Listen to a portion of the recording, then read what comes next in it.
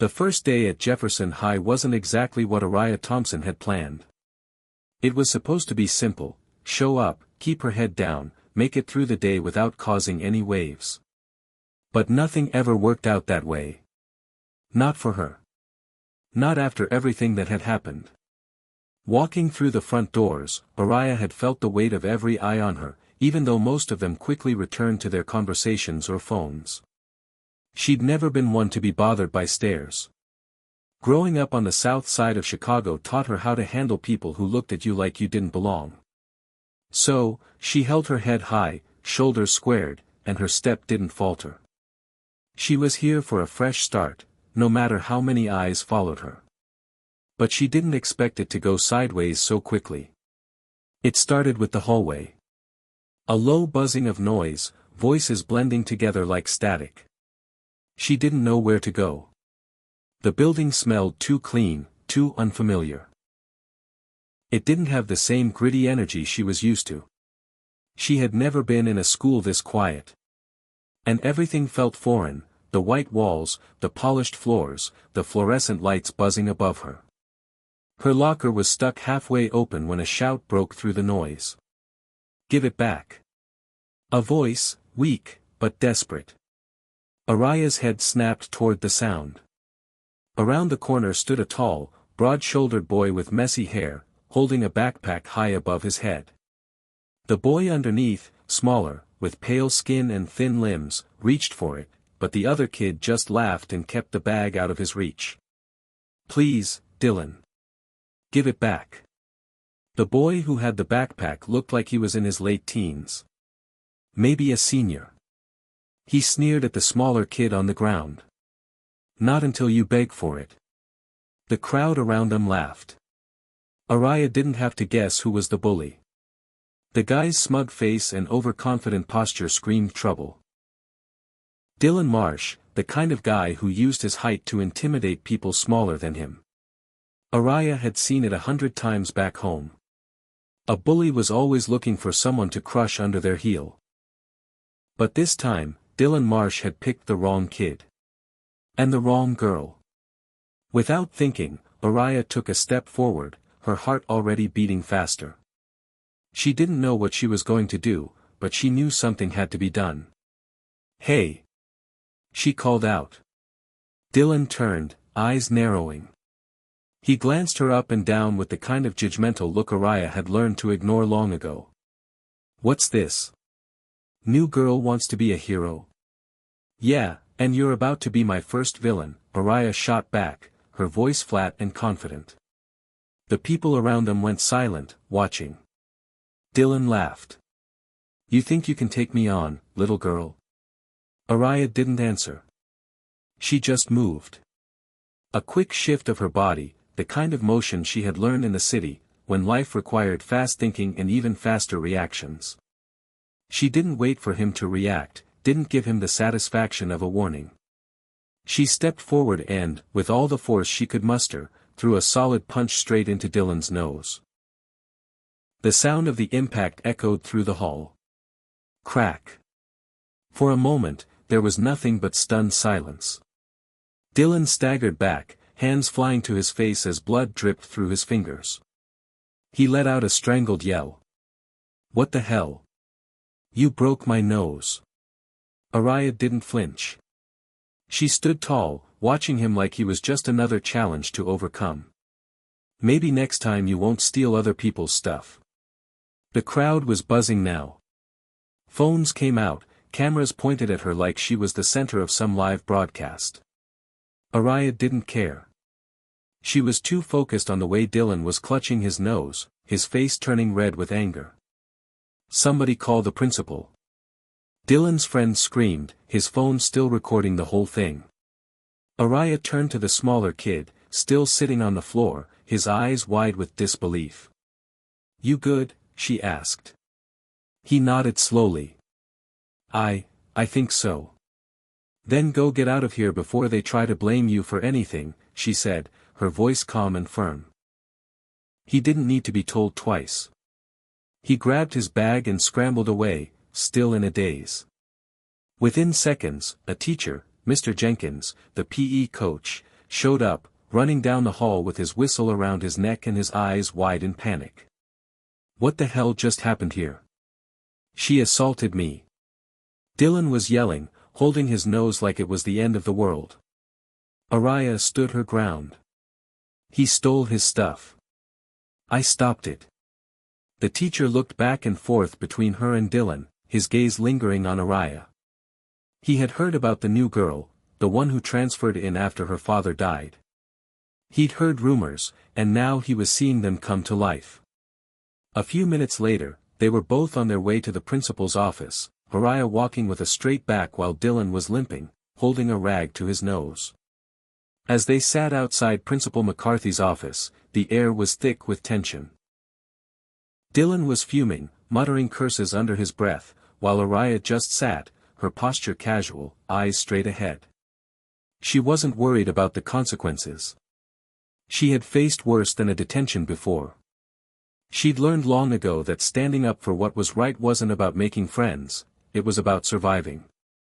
The boy who had been bullied, Elliot, as she found out later, sat across from her. He was still staring at her with wide eyes, the kind of gaze that felt like he was seeing her for the first time. She didn't care what he thought. She didn't need his approval.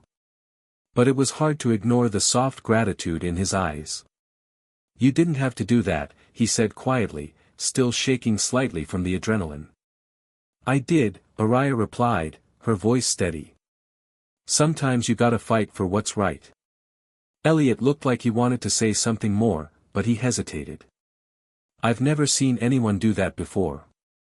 "Most people don't," she said, her voice softer now. "Most people just watch." Elliot looked down at his feet.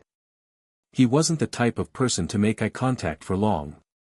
He wasn't the type of person who ever stood up for himself. "Well, thanks," he said, his voice almost a whisper. She gave him a small smile. "No problem." When the principal finally called them in, Araya was given a warning, and Dylan was sent home with a note for his parents. The entire situation, though chaotic, was over. But something about it stayed with her. As she walked out of the office, she found herself glancing over her shoulder at Elliot, who was still sitting there, looking small and insignificant. She wondered if maybe, just maybe, she could do something more than just stand up to the bullies. Maybe she could protect the ones who couldn't protect themselves. Maybe this small town wasn't ready for someone like her. But maybe, just maybe, she could change it. Hit subscribe and leave a comment with where you're watching from. This story might just spark a new beginning. What's one thing that always pushes you forward, even when things get tough? Araya Thompson hadn't always been the type to make a scene. Back in Chicago, she had learned early that blending in was a survival tactic. No one would notice you if you stayed quiet, kept to yourself, and moved with purpose. She had learned to navigate the streets like a shadow, silent, swift, and always watching. She was used to being invisible, used to being one of the many in a city full of too many people. But here, in this quiet little town of Jefferson, the rules were different. The eyes were different. People noticed here. And for the first time in a long while, Araya hated it. She had moved to Jefferson with her mom after her dad's sudden passing. There was no family left in the city, just her mom, and a whole lot of grief. The thought of staying in Chicago, surrounded by memories of what once was, suffocated her. So, they packed up and left. A new start. A new place. A chance to breathe again. But the air in Jefferson was different. It felt thin, almost suffocating. The town was too quiet, too slow. The people were nice, but that niceness felt fake. It was like they were waiting for her to slip up, to prove that she didn't belong. It wasn't that Araya hated the town, she didn't. She hated that she had to start over. That she had to prove herself all over again. She was tired of being the new girl. Tired of explaining her story. Tired of being judged by her past. But she had her mom to think about. Her mom, who had been the rock through the storm. After losing her father, her mom was barely holding it together. Araya had stepped in as the strength, the protector. But in a way, that had made her a little too hardened, too used to standing guard. And now, standing in the middle of a high school hallway on the first day, she couldn't help but think, what's next? She had no idea that the answer would come so soon, and it would come in the form of Elliot. It had been a long day. Classes had been a blur, too many faces, too many names she hadn't bothered to remember yet. The students in Jefferson High were different from what she was used to. They didn't have that sharp edge, that fight in their eyes. Most of them seemed content with their lives, drifting through the motions. But Elliot, he wasn't like the others. After the fight with Dylan Marsh, Araya had expected to be left alone. But instead, she found Elliot's eyes following her, even when she wasn't looking. He wasn't staring in the way most people did, like they were waiting for her to mess up. It was the kind of look someone gives when they're trying to figure you out. Elliot wasn't trying to size her up or figure out if she was dangerous. He was interested. Araya had noticed it during their walk to the office. He hadn't said much, but there was something about the way he held himself. He was always smaller than the others, but there was a quiet intensity about him, like he had been through something, but didn't know how to talk about it. By the time lunch rolled around, Araya found herself looking for him. She wasn't sure why. It wasn't like she needed a friend. She didn't need anyone to see her, but for some reason, Elliot's quietness had gotten under her skin. As she entered the lunchroom, her eyes immediately searched the sea of tables. There were the jocks at the front, laughing and shouting, the cheerleaders in their clique, the quiet corner where the quiet kid sat. And then, at the far end, by the window, was Elliot. He was alone, his tray untouched, his eyes focused on something outside the window. The sun was setting, casting long shadows across the floor, but it wasn't the sunset that held his attention. It was something else. Something distant. Araya stood there for a moment, unsure whether to approach. She had never been the type to seek out people, especially not the type that didn't want attention. But there was something in Elliot's stillness that called to her. Maybe it was the way he never spoke up, or how he shrank under the weight of the world on his shoulders. Araya knew that weight well. Finally, she walked toward him, taking the seat across from him without asking. He looked up in surprise, his eyes flicking from her to the door like he expected someone else to join her. "You're not sitting with the cool crowd?" he asked, voice small, uncertain. "No," Araya said, looking at the table. "I'm sitting with you." Elliot blinked. "Why?" "Why not?" she said, leaning back in her chair. "They're all so loud. I'm not in the mood." He nodded, glancing out the window again, as if the answer he'd been expecting was somewhere outside. But then his gaze flicked back to her. "You don't have to be nice to me." "I'm not," Araya said flatly. "I just figured we'd both be better off not pretending to fit in with them." That made him laugh. A soft, nervous laugh, like he wasn't used to people talking to him like that. "You really don't care, do you?" "Nope," she said, popping the P for effect. "I don't care about high school hierarchies. And neither should you." Elliot was quiet for a moment, and for the first time that day, Araya saw him relax a little. He reached for his tray, took a bite of his sandwich, then looked at her again. "You were amazing yesterday," he said, his voice just above a whisper. I've never seen anyone do something like that." Araya shrugged. It wasn't a big deal. People like him get away with stuff all the time. "No, really. Dylan. He's the king of the school. Everyone's afraid of him. But you just punched him in the face."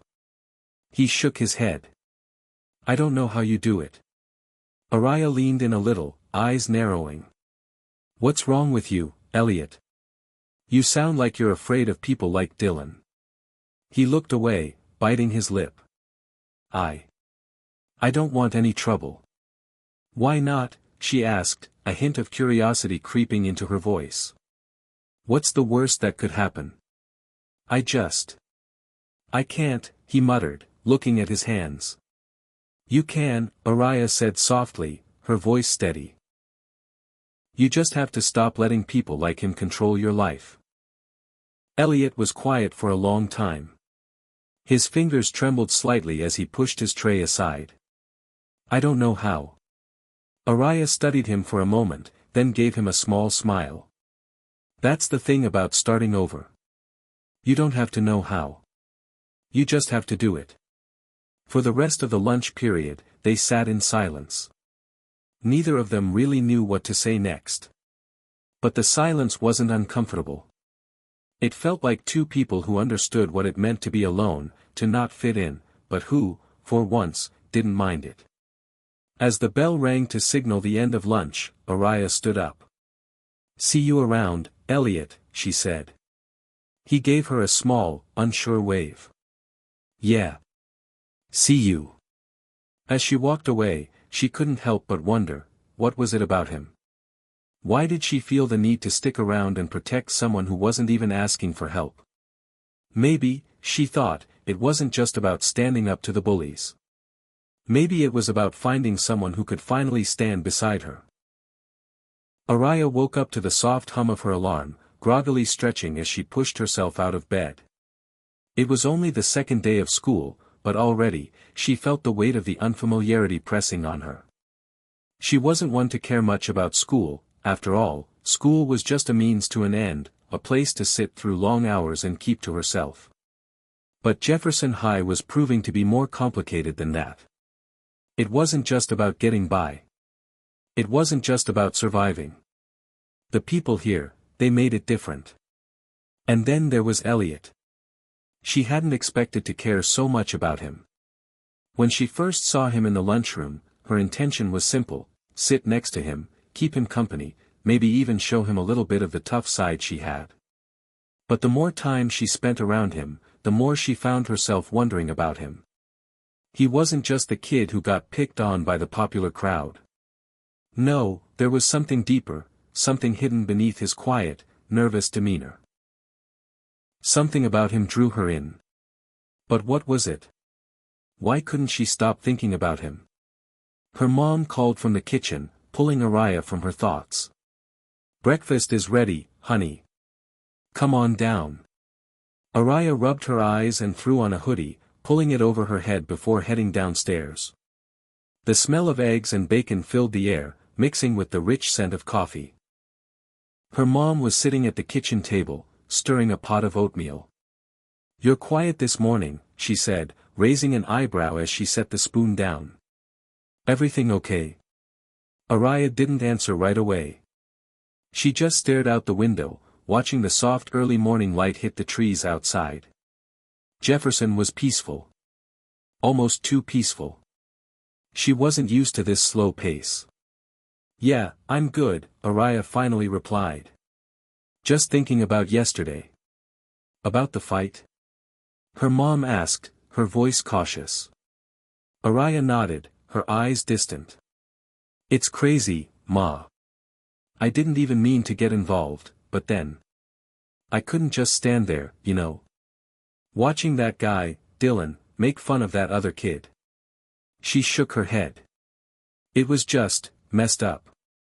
Her mom studied her for a moment. You know, you don't always have to fight. I get it, though. I know you're trying to protect yourself, and others too. But don't let that anger take over. I'm not angry, Araya shot back, a little too quickly. I'm just tired of people thinking they can push others around. I know, her mom said softly, reaching across the table and giving her hand a gentle squeeze. I just don't want you to lose yourself in all this. This place isn't like Chicago. People here, they don't fight the same way we do. Araya pulled her hand back and looked at her mom, the weight of her words settling in. She'd heard that before, but it didn't make any sense to her. How could anyone just stand by and do nothing? It was easier in Chicago. People fought back. You didn't let yourself get pushed around. You didn't hide behind a fake smile. But here, in Jefferson, it was as if everyone was pretending. Pretending like everything was fine, even when it wasn't. Her mom continued, her voice softer now. It's not about where you're from, it's about what you want to become. Araya took a deep breath. I don't know what I want to be, Ma. I just don't want to be weak. You're not weak, honey, her mom said, her voice firm. But you don't have to prove anything to anyone. Araya didn't reply. She just stood up from the table and grabbed her backpack. I'll see you later. Don't worry, I'll be fine. Her mom watched her go, but there was something in her eyes that Araya didn't miss. Worry. Concern. The same look she had seen in her mom's eyes when they moved to Jefferson. The same look that told her her mom was trying to hold on, but was unsure of how much longer she could keep it together. As Araya made her way to school, she couldn't shake the feeling that she was standing at a crossroads. The streets of Jefferson were quiet, too quiet, but inside the walls of the school, there was a tension that felt like it could explode at any moment. And then, there was Elliot. Her thoughts kept circling back to him. He was strange, fragile, yet strong in his own way. He didn't fit in with the popular crowd, nor did he want to. But Araya could tell there was more to him than met the eye. She'd noticed him the day before, standing by the window, his eyes distant, lost in thoughts that seemed darker than any of the other kids had. He wasn't like the others who moved in packs, who smiled at their own reflection, who cared more about Instagram followers than anything real.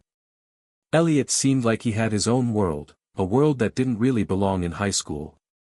Araya reached the school gates and paused. She stood there for a moment, staring at the building that loomed before her. Jefferson High wasn't anything like the schools back home. There were no metal detectors at the door. No armed security guards. No harsh stares from teachers who assumed the worst. But there was something else. Something just beneath the surface that told her this place was hiding secrets. It didn't take long before the bell rang, signaling the start of the day. The halls filled with students once more. Araya entered, her footsteps echoing as she moved toward her first class. She tried to ignore the whispers she heard as she passed. The way people were still talking about her fight with Dylan. As if they couldn't figure her out. But they didn't matter. What mattered was her mission. And that mission? It wasn't just about surviving. It was about understanding why people like Elliot were pushed to the side. And if she was going to survive here, she needed to figure that out. Araya slipped into her seat in homeroom and scanned the room. Most of the students were already settled in, chatting quietly or looking at their phones. She didn't expect to find Elliot there, but then she saw him. He was sitting in the back, head down, sketching something on a notebook. The way he looked down at his paper, intensely focused, almost as if the world around him didn't exist, was different from the way other students acted. It was like he was somewhere else entirely.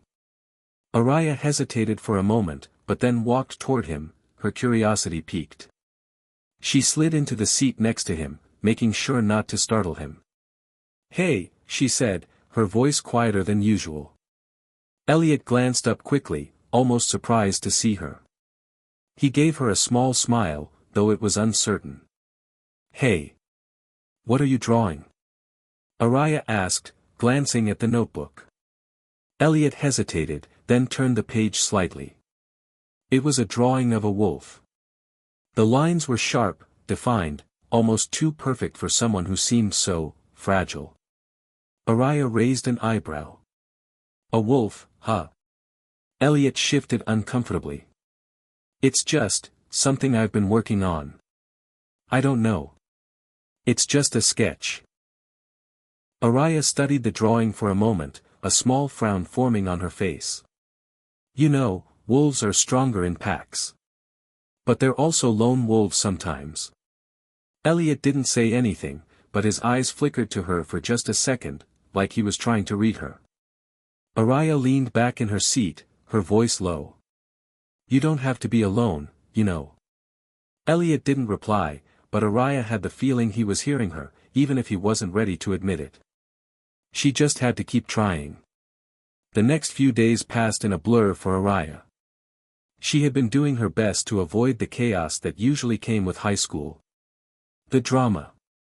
The cliques. The whispered rumors. But it seemed that no matter how much she tried to stay out of it, there was always something pulling her in. Something about being the new girl made her an easy target for gossip. But there was something else going on too. Something that kept her attention fixed on Elliot.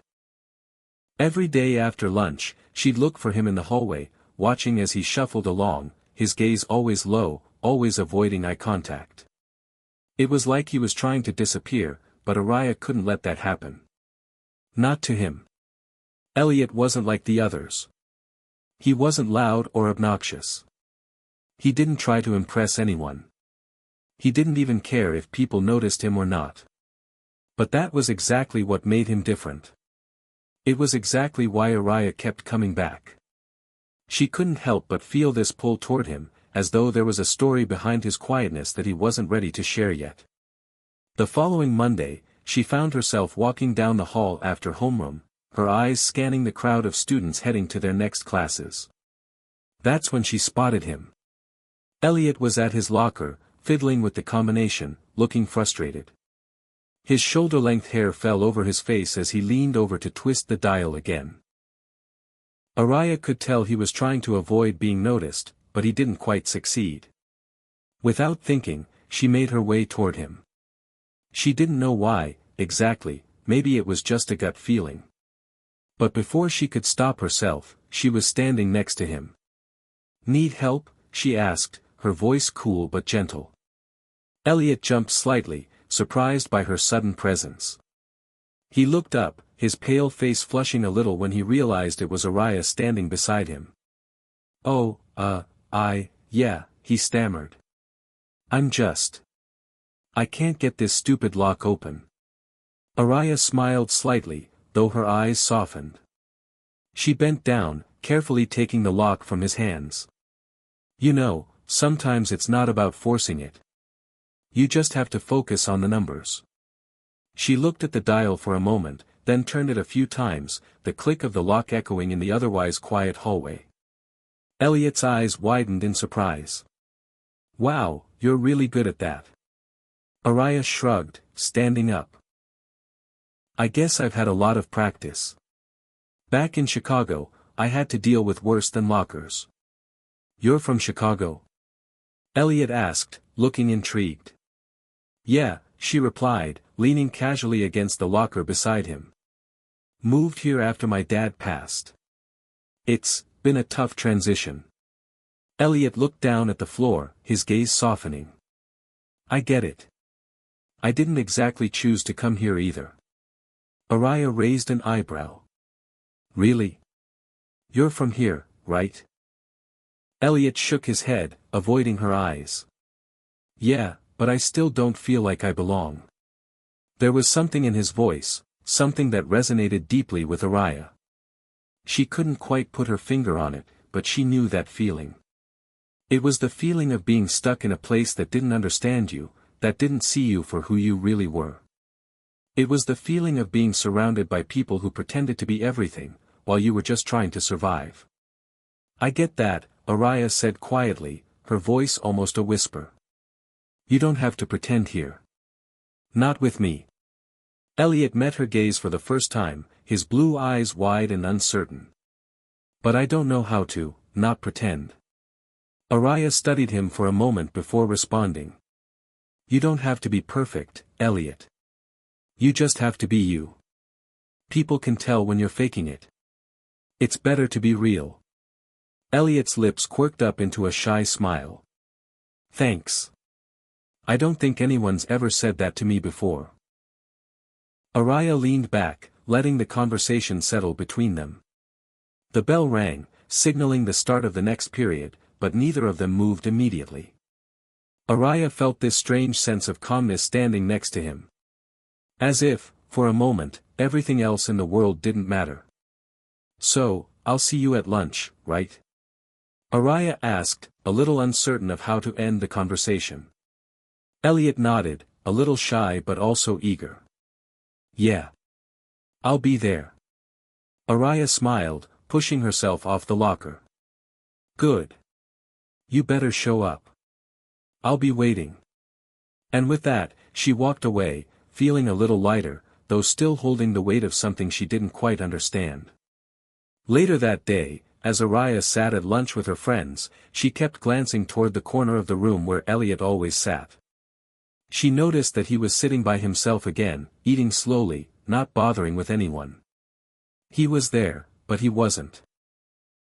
It was like his mind was elsewhere, and his body was just going through the motions. Hey, are you gonna stare at him all day, or what? Jada, her best friend from the old neighborhood, nudged her with an elbow. Araya quickly turned her head and laughed nervously. What? I'm not staring. I just can't help it. He's just different. Jada raised an eyebrow. Different? Girl, you've known him for, what, 2 days? You're already all about him. Araya scoffed, trying to hide the blush creeping up her neck. I'm not all about him. I'm just curious. Jada snorted. Aha. Well, you're the one who's always talking about not getting involved. Now you're telling me you're all about the weird, quiet guy who sits by himself. Please. Araya leaned back in her chair, crossing her arms over her chest. I'm not saying I'm all about him. I don't know. He's just different. Well, whatever, Jada said, taking a bite of her sandwich. Just don't get too attached. Guys like that? They're trouble. You're better off staying away. But Araya didn't listen. She couldn't shake the feeling that there was more to Elliot than what met the eye. She couldn't let go of the curiosity that burned in her gut. The rest of the lunch period passed by in a blur, but Araya couldn't stop thinking about Elliot. What was he running from? What made him so closed off? And why, out of all the people she could be focusing on, did he hold her attention so completely? The next week felt like a blur for Araya.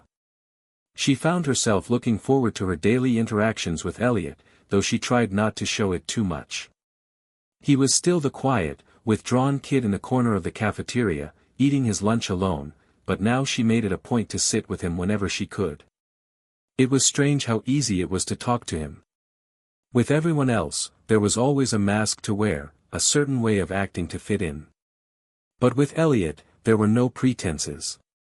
He was just himself, and in that simplicity, Araya found comfort.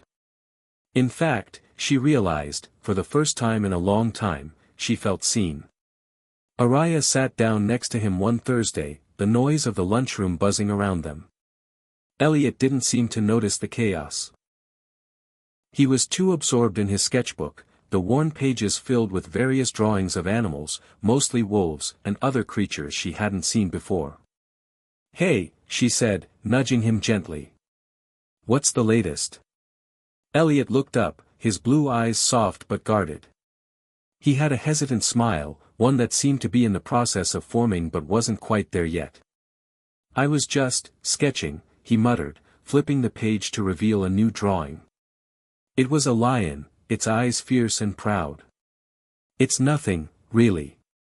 Araya studied the drawing, her fingers hovering over the page. That's not nothing, she said.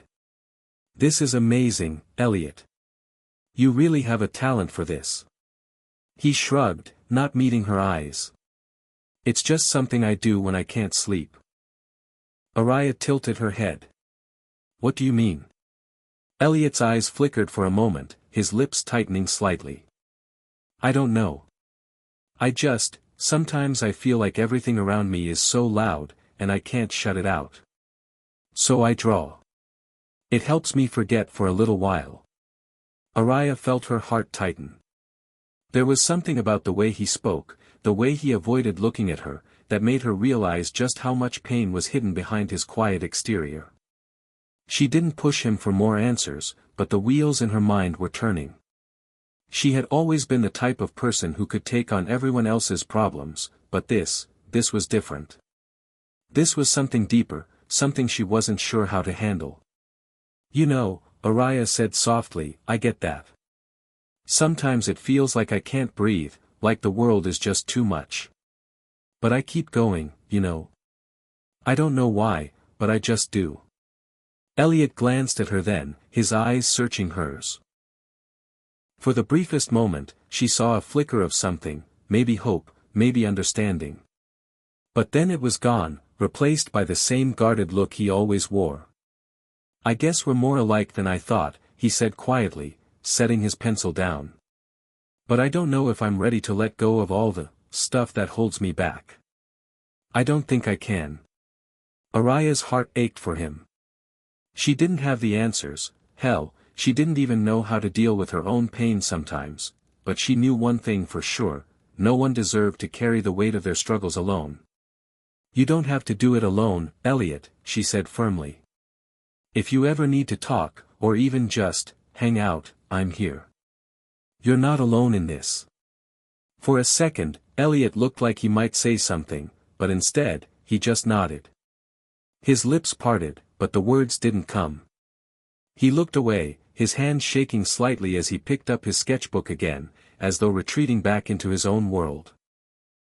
Araya didn't know what he was feeling, and she didn't push him for more. She just stayed there, quietly sitting next to him. It wasn't about fixing him or solving his problems, it was about showing him that he didn't have to hide from her. The rest of lunch passed in a comfortable silence. Araya didn't mind it. For once, she didn't feel like she had to fill the empty space with words. Sometimes, silence was all people needed. After lunch, they headed to their next classes. Araya found herself thinking about Elliot long after the bell rang. What was going on in his life that made him so withdrawn? What had he been through that had left him this way? She knew people had their stories, but Elliot seemed like one that ran deep, and Araya had a feeling it had a lot to do with the way he carried himself, like he was always prepared for the worst, always expecting someone to let him down. That evening, she sat at her desk, reflecting on her own journey. She thought about her mom's words from earlier that week, you don't have to prove anything to anyone. It was hard to let that truth sink in. Araya had always felt the need to prove herself, to show that she wasn't weak, that she could handle everything life threw at her. But maybe, just maybe, it wasn't about proving anything. Maybe it was about learning to let go. Her phone buzzed on her desk, pulling her out of her thoughts. She picked it up, surprised to see a message from Jada. Jada, hey girl, what's up with you and the new kid?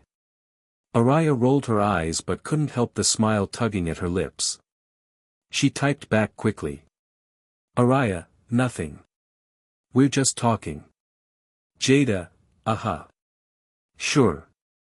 Just talking. You know I'm gonna need details, right?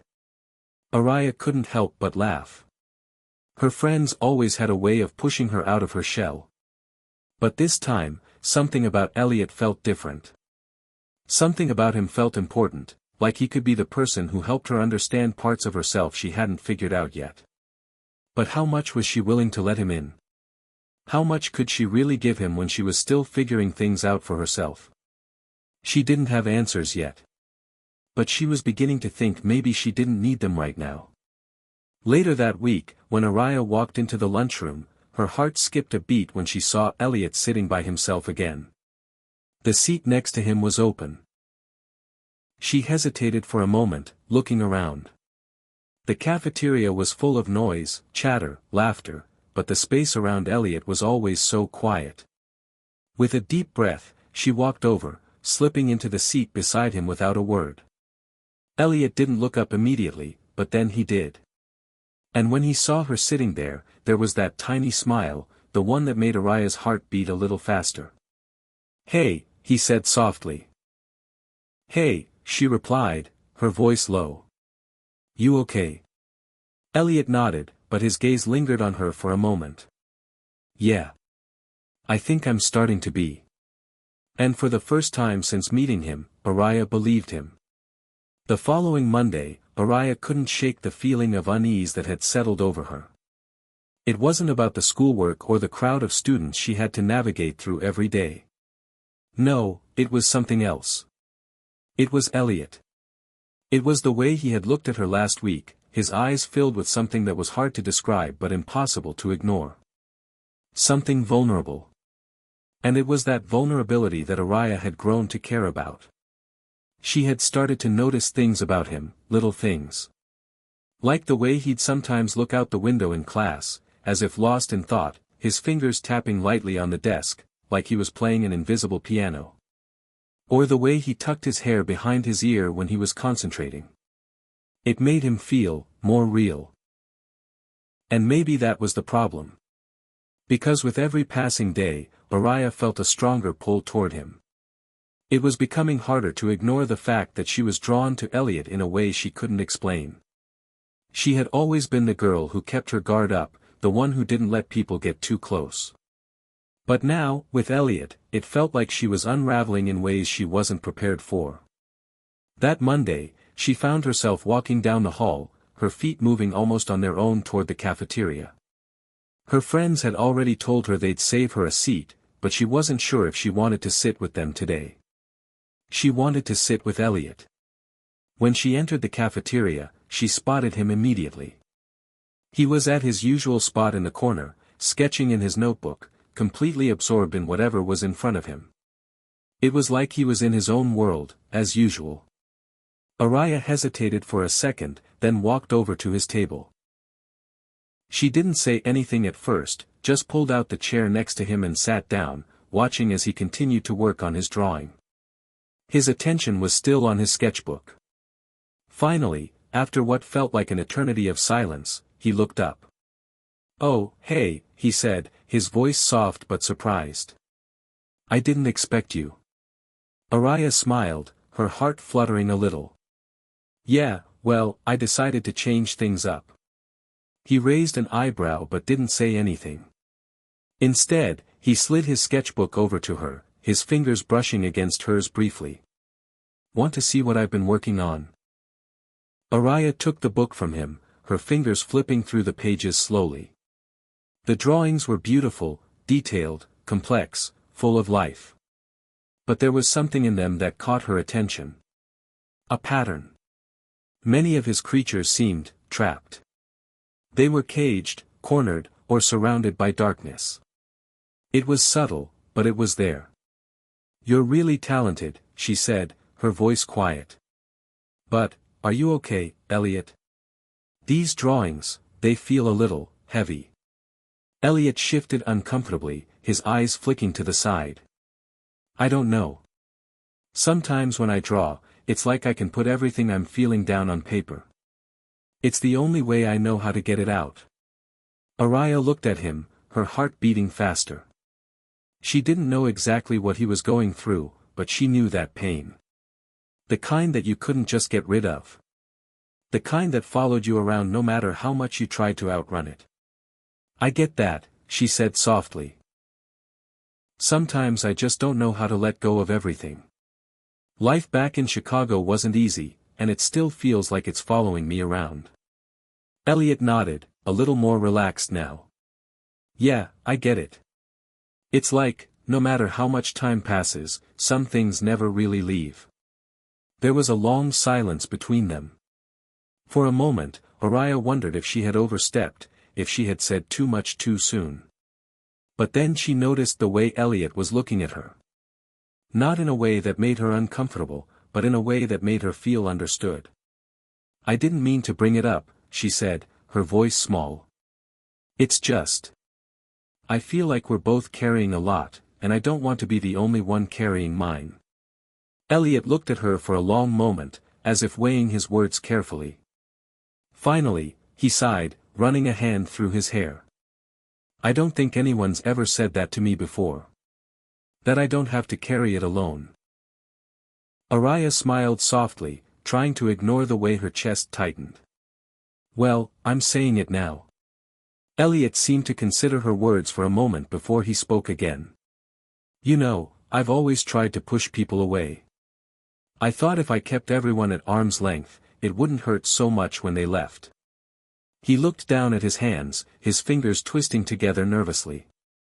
But you're different, Araya. You don't make me feel like I'm the only one who's messed up. Araya's breath caught in her throat. For a moment, she didn't know what to say. She hadn't expected him to say that, hadn't expected him to be so open with her.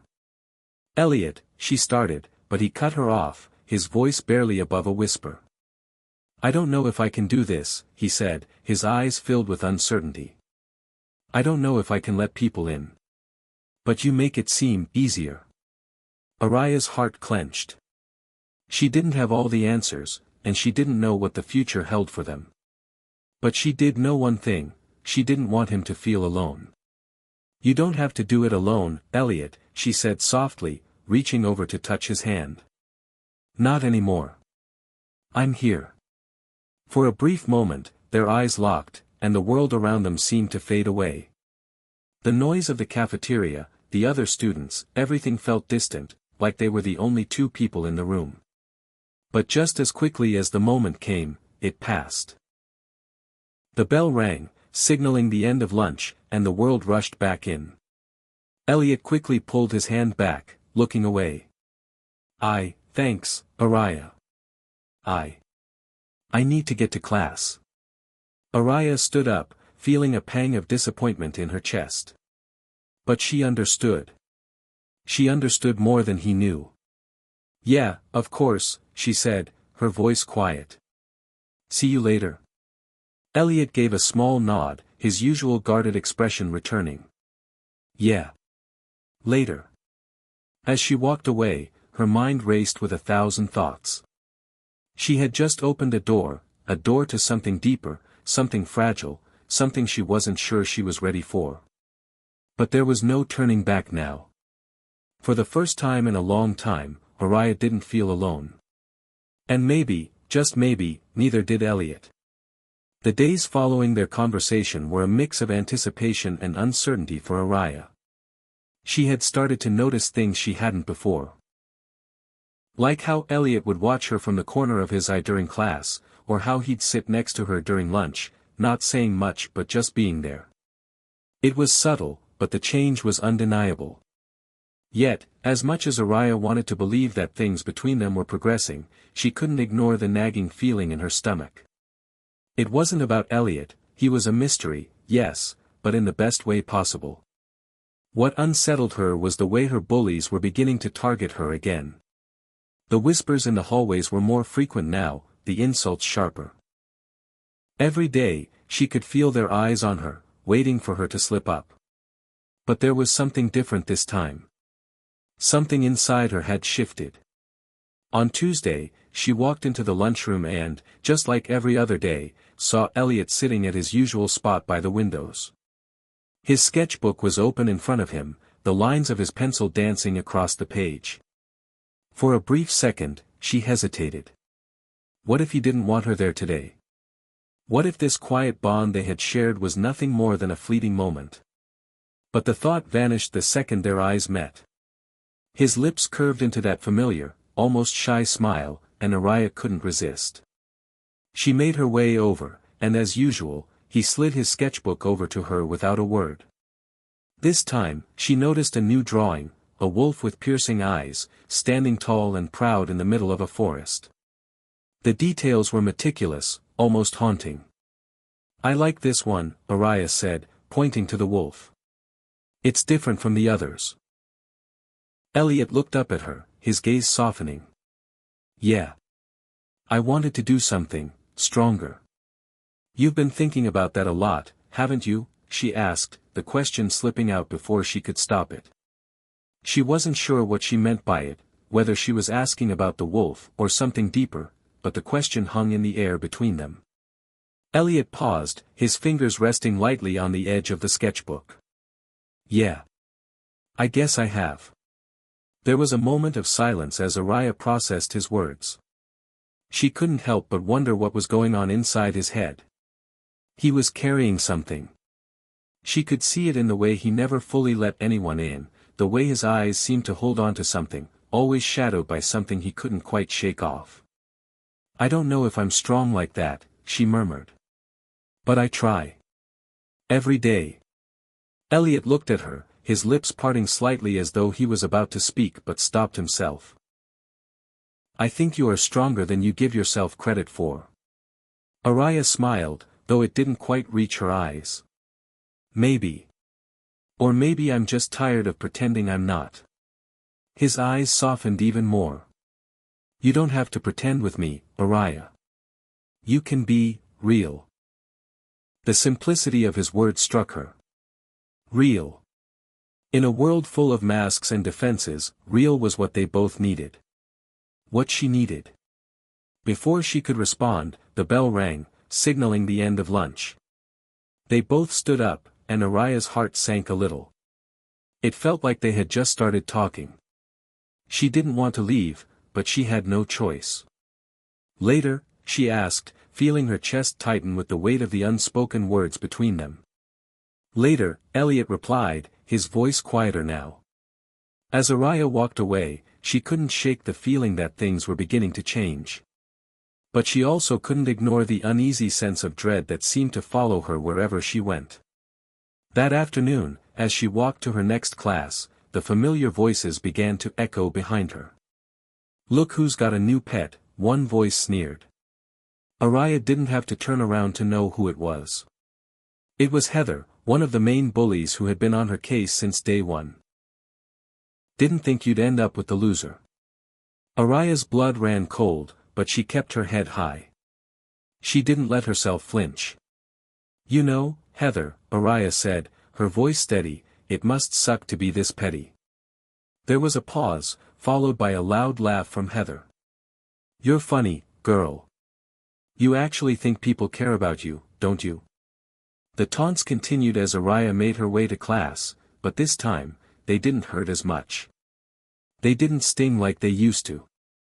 For the first time since she had arrived at this school, Araya realized that maybe it wasn't about how they saw her. It was about how she saw herself. And with Elliot's quiet presence in her life, she was starting to believe she didn't have to let their cruelty define her.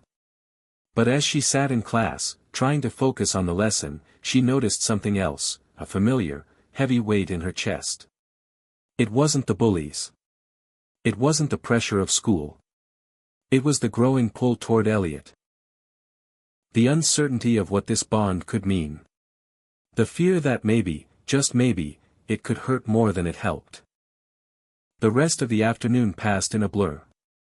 When the final bell rang, signaling the end of the school day, Araya grabbed her things and walked quickly to her locker. She wasn't sure why she was rushing, maybe it was because she was eager to see Elliot again, or maybe it was because she needed something to hold on to. She didn't know. When she reached her locker, she saw him standing by the doors. He was leaning against the wall, his eyes scanning the crowd of students, but when he saw her, a smile spread across his face. Hey, he said softly. Araya's heart fluttered in her chest. Hey, she replied, her voice lighter than it had been earlier in the day. You going home? He asked, his hands in his pockets. Yeah, she answered, feeling an odd sense of calm. You? Yeah. But I wanted to ask you something. Araya raised an eyebrow. What's up? Elliot hesitated for a moment before speaking. Do you want to hang out this weekend? Maybe, get out of here for a while. The question hung in the air between them, and Araya's heart skipped a beat. Was this what she had been waiting for? Was this what could finally bridge the gap between them? Araya smiled, feeling a warmth spread through her chest. Yeah, I'd like that. Saturday arrived with an unexpected sense of calm. The sun was shining, and the weather had shifted from the constant chill of early fall to a more temperate, comfortable warmth. For the first time in weeks, Araya felt like she could breathe. The weekend was her escape, a break from the incessant weight of her past and the constant pressure of her school's social dynamics. But there was something else, something she hadn't anticipated, Elliot. She had agreed to meet him in the park. He had mentioned it casually during their brief conversation by her locker on Friday, but now that the day had come, Araya wasn't sure what to expect. She wasn't sure what it meant for them to spend time together outside of school, beyond the brief moments between classes and the occasional lunch. She wasn't sure what kind of connection they were building, or what they were supposed to be. She arrived at the park early, not wanting to be late. The air was crisp, with a light breeze that made the trees sway gently, casting shadows on the paths. The park was relatively quiet, and for once, Araya didn't feel the eyes of others on her. She was alone with her thoughts, but her thoughts were consumed with one thing, Elliot. Minutes later, she heard his voice calling her name. Araya. She turned and saw him walking toward her, his usual hoodie pulled over his head, hands stuffed in the pockets. His steps were slow and relaxed, but there was a certain nervous energy about him, something she had never seen before. As he approached, he gave her a small wave, his face breaking into a shy smile. "Hey," he said, coming to stand beside her. "Hey," Araya replied, smiling back. She wasn't sure what to do next, so she simply gestured toward the park's walking path. "Shall we walk?" "Yeah, sure," Elliot said, his voice quiet. The two of them walked side by side, not saying much at first. Araya noticed how Elliot seemed to absorb his surroundings, his gaze shifting from one thing to the next, as if he were gathering inspiration for his sketches. It made her feel like she was in the presence of someone who saw the world in a way that others didn't, someone who noticed the little things. They walked in comfortable silence, the occasional crunch of leaves beneath their feet the only sound between them. It was peaceful in a way Araya hadn't expected. Being with Elliot wasn't like being with anyone else, there were no expectations, no demands, just the simple companionship of someone who understood. For once, Araya didn't have to hide behind the walls she had so carefully built. After a while, they reached a small bench by the lake. The sun was beginning to dip lower in the sky, casting an orange glow across the water's surface. They both sat down, still silent, watching the ripples form and disappear. "Thanks for inviting me out here," Araya said after a moment, her voice soft. "It's nice to get away from everything." Elliot nodded, his eyes on the water. "I get that. I like being outside, away from everything. It's quieter." Araya glanced at him. There was something about the way he spoke, the way his words seemed to carry a weight that belied his usual calm demeanor. She could tell that Elliot was more than just the quiet, reserved kid she saw in school. He was hiding something, just like her. "I've been trying to figure out what I want to do with all of this," Araya said, her voice a little shaky as she spoke. "The pressure, you know. It's not just the bullies, it's like, everything.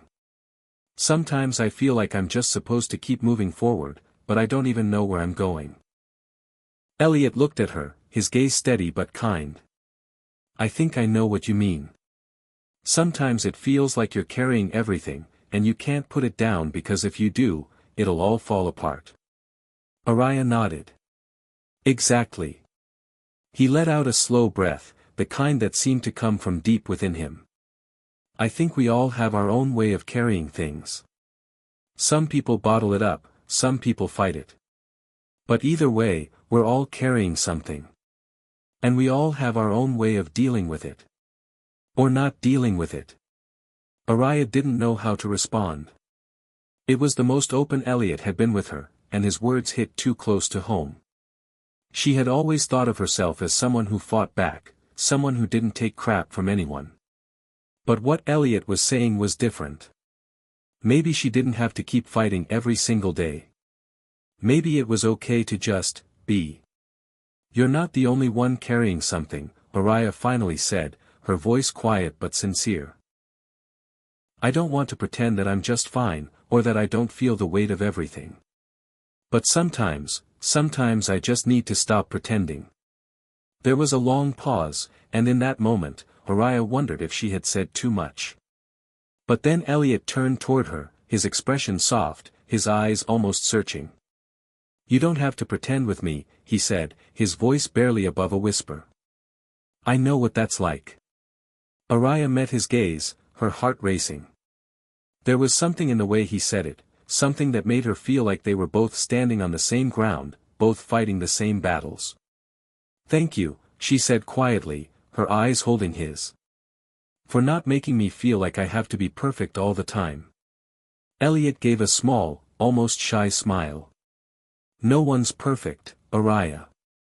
Not me, not you, not anyone." The words lingered between them, but there was a sense of peace that followed. Araya realized that she wasn't alone in her struggle. Neither was Elliot. For the first time since she had arrived in this new city, she felt like she was beginning to find the pieces of herself that had been lost along the way. But just as quickly as the moment of connection came, it faded, replaced by the underlying tension that always seemed to follow them. Araya couldn't help but wonder, what would happen now? Would this be the start of something deeper between them? Or would it slip away, just like everything else?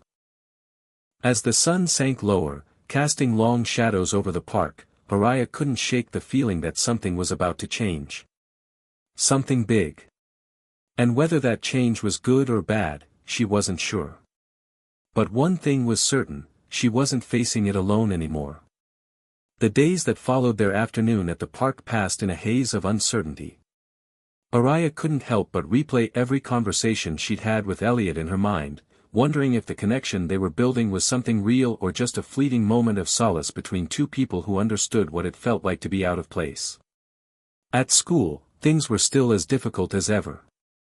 The bullying hadn't stopped, if anything, it had gotten worse. Heather and her group of followers were relentless, hurling insults at Araya whenever they got the chance. But this time, Araya found that their words didn't sting quite as much. She still hated the way they made her feel, but it didn't feel like her entire world revolved around their cruel comments anymore. She had Elliot now. Or, at least, she had him in small doses, whenever she could find him between classes, or when they managed to sneak a few quiet moments together. It wasn't enough, though. Araya had spent so many years building walls around herself, locking away her insecurities and fears, that she was unsure how to let someone in. And now that Elliot was standing at the edge of her world, she was terrified that she wouldn't know how to keep him there. Or worse, that she would push him away without even realizing it. She caught herself staring at him more often than she'd like to admit. When he wasn't sketching during lunch, he was always in the background, quiet, unnoticed, a shadow at the edges of her life. He was the kind of person who seemed to blend into the atmosphere, almost invisible, yet somehow always present. Araya found herself drawn to that quiet presence, the stillness he carried with him. There was comfort in it. But what scared her the most was that Elliot seemed to see her in ways that no one else did. He could tell when something was off, when she was hurting, even when she tried to hide it. It was like he had a sixth sense for her emotions. And that vulnerability, his ability to see through the layers she'd built up, made Araya feel exposed in a way that she wasn't used to. By the time Friday rolled around, Araya was exhausted. The week had been a blur of classes, taunts, and moments with Elliot that left her feeling both hopeful and confused. She needed to talk to someone, but she didn't know who. Her mom? No, she was always so busy with work. Her friends from her old school. They didn't get it. No one here knew what it was like to walk into this new environment, to face the constant pressure, the feeling that she was always on the outside looking in. So, she did the only thing she could think of, she found Elliot. It was a chilly afternoon, and the clouds had gathered ominously in the sky, threatening rain. As she walked toward the spot they usually met, underneath the large oak tree by the back gate, she saw him sitting on the ground, sketching in his notebook as usual. But there was something different today. His posture was slumped, his usual air of quiet focus replaced by a kind of heaviness. Araya's heart skipped a beat. "Elliot?" She called softly, stepping closer. He looked up, startled, but then quickly recovered. "Oh, hey. What's going on?" Araya asked, frowning. She could tell something was off.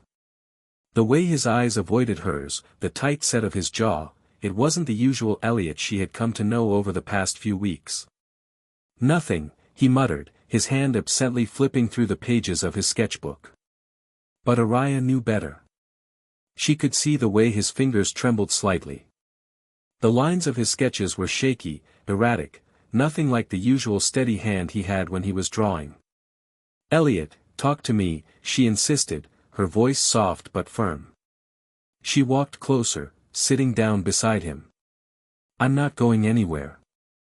He let out a long breath and glanced up at her, his eyes filled with an emotion she couldn't quite place. It's been hard, you know." Araya waited for him to continue. The wind picked up around them, swirling the leaves in the air. She could feel the tension between them, the unspoken words that neither of them had yet found the courage to voice. "I've been trying to figure out how to deal with all of this," Elliot said finally, his voice quieter now. "It's not just school. It's everything." Araya didn't need to ask. She could hear the weight of the words that went unsaid, the same way she carried her own burdens, silent and heavy.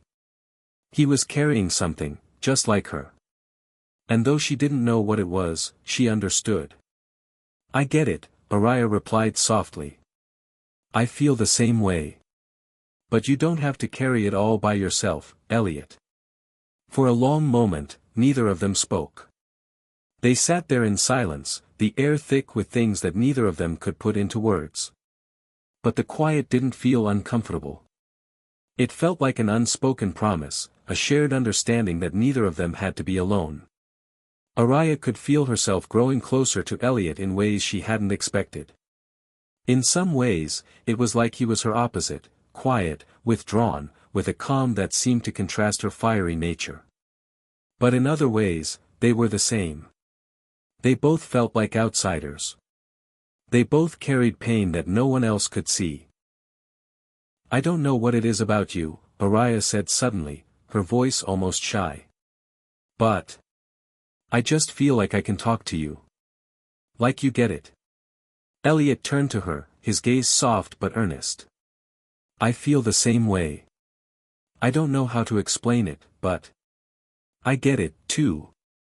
Araya swallowed hard. She wasn't sure what she was doing, she wasn't sure what they were becoming, but for the first time in a long time, she felt like maybe she wasn't so alone in the world. "I think we both have a lot to figure out," she said, her words trailing off as she looked up at the sky, now overcast and heavy with the promise of rain. Elliot nodded, his lips pressed together. "Yeah. But maybe we can figure it out together." The simple statement hung in the air, a quiet bond that had started to form between them. And as the first drops of rain began to fall, Araya felt a flicker of hope deep inside her. Maybe, just maybe, things were starting to make sense. Maybe she wasn't just the girl who had to fight all the time. Maybe she was someone worth protecting, too. The week after the rainstorm felt like a turning point for Araya. Things at school seemed to settle into a routine, but a new undercurrent had emerged, one that she didn't know how to navigate. Her connection with Elliot had deepened, but so had her internal struggle. The more time she spent with him, the more she felt like she was standing at the edge of something important. Something that could either heal her or break her completely. The truth was, Araya was falling for him. And that scared her. Falling for someone meant vulnerability, and vulnerability was a luxury she couldn't afford. She had learned long ago that it was safer to keep people at arm's length, to guard her heart, to always be the strong one. But Elliot made her feel things she wasn't ready to feel. He made her want to let down her walls. But even more than that, Araya could see the cracks in his own defenses. She'd caught glimpses of the quiet sadness that lingered behind his eyes, the unspoken pain he carried like a weight around his shoulders. Elliot wasn't perfect. Far from it. He had his own demons, his own struggles. And yet, despite it all, he had chosen to let her in. The thought made her heart ache in ways she wasn't prepared for. She knew she wasn't the only one keeping secrets. As they met every day after school, walking together in the park or sitting under the oak tree by the back gate, their conversations became more intimate. They shared stories of their pasts, moments of joy and pain that had shaped who they were. But there was still something unspoken between them, a thread of tension that neither of them had fully addressed. It was as though both of them were too afraid to dive too deep, to reveal the full extent of their scars. One afternoon, as the sun began to set, Uriah and Elliot sat side by side on the bench by the lake, the cool breeze swirling around them. The sky was painted with streaks of pink and orange, a beautiful contrast to the heavy silence between them. "I'm sorry," Uriah said suddenly, breaking the quiet. Elliot turned his head toward her, his eyebrows furrowing. "For what?" "I don't know," she said, shaking her head. "For not being honest with you. I know we've talked about a lot of things, but there's still so much I haven't said." Elliot stayed silent for a moment, his gaze never leaving her face. "You don't have to tell me everything, Uriah. But I'm here. If you ever want to talk about anything, I'll listen." Her heart skipped a beat. His words were simple, yet they carried so much weight. The honesty in his voice, the quiet promise that he wouldn't judge her, made something inside her crack open. She wanted to tell him everything, to open up the floodgates and let him see all the pieces of herself she had kept hidden for so long. But the fear that came with being vulnerable, gripped her tightly. "I don't know how to say it," she admitted, her voice barely above a whisper. "There's so much pain inside me. So much I've been through, and I've never really let anyone see it." Elliot nodded slowly, his expression softening. "I get that. It's hard to show that side of yourself. But it doesn't make you weak, Uriah. It makes you human." Uriah felt a lump rise in her throat, and she swallowed it down. "I don't know if I can do it. Let go of all this anger. The way I've been living, it's the only way I know how to survive. But every time I try to let it go, I feel like I'm losing myself." Elliot's eyes were full of empathy, understanding in a way no one else could. "I don't think you're losing yourself. I think you're just learning who you really are. And sometimes, that's the hardest thing. But it's worth it." His words made something shift inside her, but the weight of her past still lingered. She wasn't sure if she was ready to let go of the anger that had been her armor for so long. It was what had kept her alive, kept her from falling apart when everything else had crumbled. "You make it sound so easy," Uriah said with a bitter laugh, wiping away a tear that had escaped down her cheek. Elliot reached out, gently brushing the tear away with his thumb. "I never said it would be easy. But you don't have to carry it alone." The simplicity of his offer, his willingness to share the burden, was both comforting and terrifying. Uriah knew that Elliot cared for her, but she also knew that he had his own demons, his own burdens to carry. She didn't want to drag him into the mess of her life, didn't want to be the cause of his pain. And yet, she couldn't deny the way her heart fluttered every time he looked at her, every time they spent more time together. "I don't want to drag you into my mess," Uriah confessed, her voice trembling. "I don't want to make you feel like you have to fix me." Elliot shook his head, his expression earnest. "You're not a mess, Uriah. You're a person, just like me. And I don't need to fix you. I just want to be there for you. To help you carry the weight, if I can." For the first time, Uriah let herself believe in the possibility of something more than the pain. She wasn't ready to let go of everything, but for the first time, she felt like maybe, just maybe, she didn't have to carry it all alone.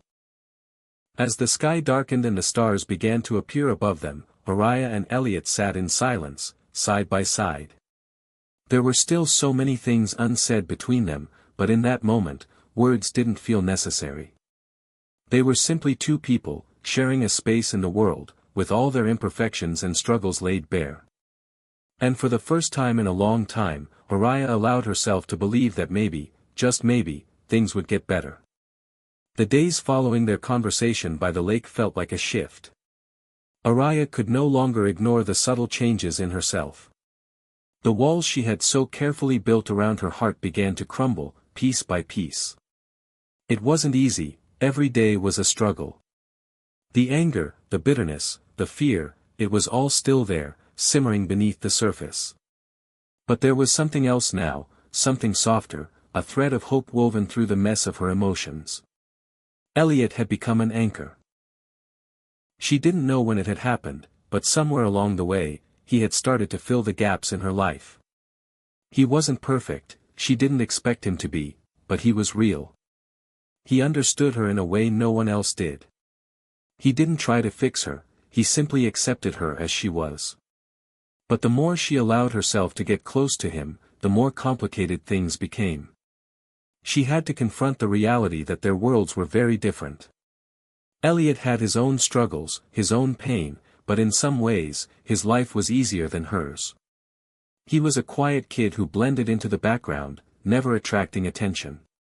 Araya, on the other hand, was a target, constantly scrutinized by everyone around her, especially by Heather and her crew.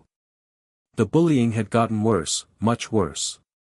Every day after school, Heather and her friends seemed to find new ways to make Araya's life miserable. They called her names, shoved her into lockers, and made cruel jokes at her expense.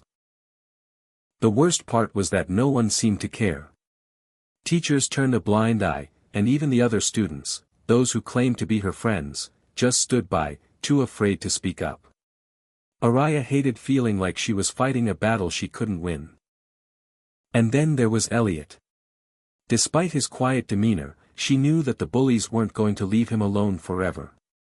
He had already become a target, his shy nature, his awkwardness, all made him an easy mark.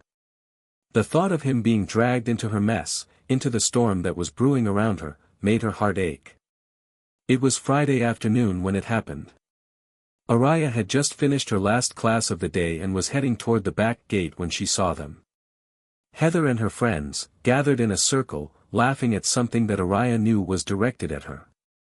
Her stomach dropped as she walked toward them, hoping to slip by unnoticed. But Heather spotted her the moment she rounded the corner. Well, if it isn't the new girl," Heather sneered, her eyes narrowing. "Still hanging out with the freak, I see."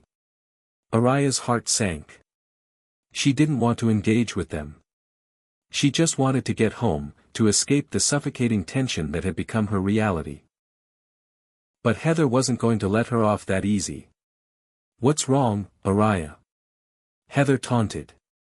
"Did your little boyfriend not show up today to save you?" Araya's breath caught in her throat. "Leave him out of this, Heather."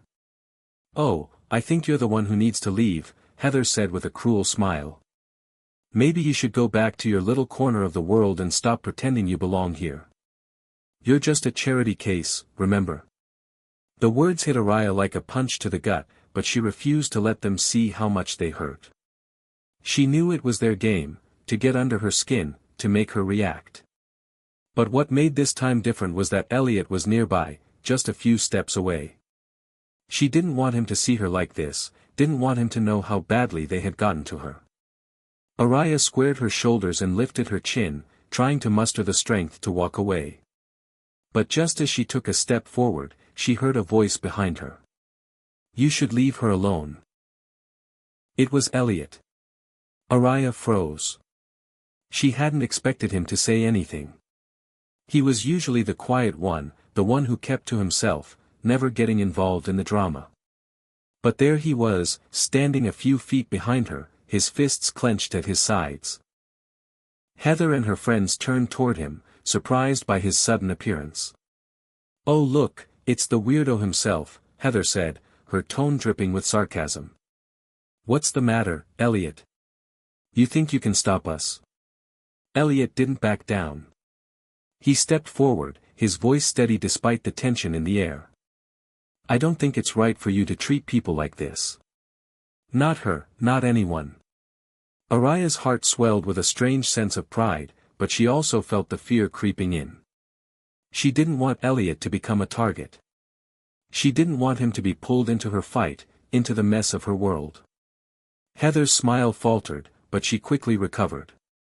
"You really want to stand up for her? You're just as much of a loser as she is." For a moment, the world seemed to stand still. Araya could feel the weight of the moment, the heaviness of the choice that Elliot had just made. He could have walked away. He could have ignored Heather and gone on with his day. But instead, he had chosen to stand up for her. And that, in that moment, meant more to her than she could ever put into words. Araya turned to face him, her voice low but urgent. "Elliot, please. Don't." But it was too late. The words had already been spoken. The damage had already been done. Heather stepped forward, pushing past Araya and into Elliot's space.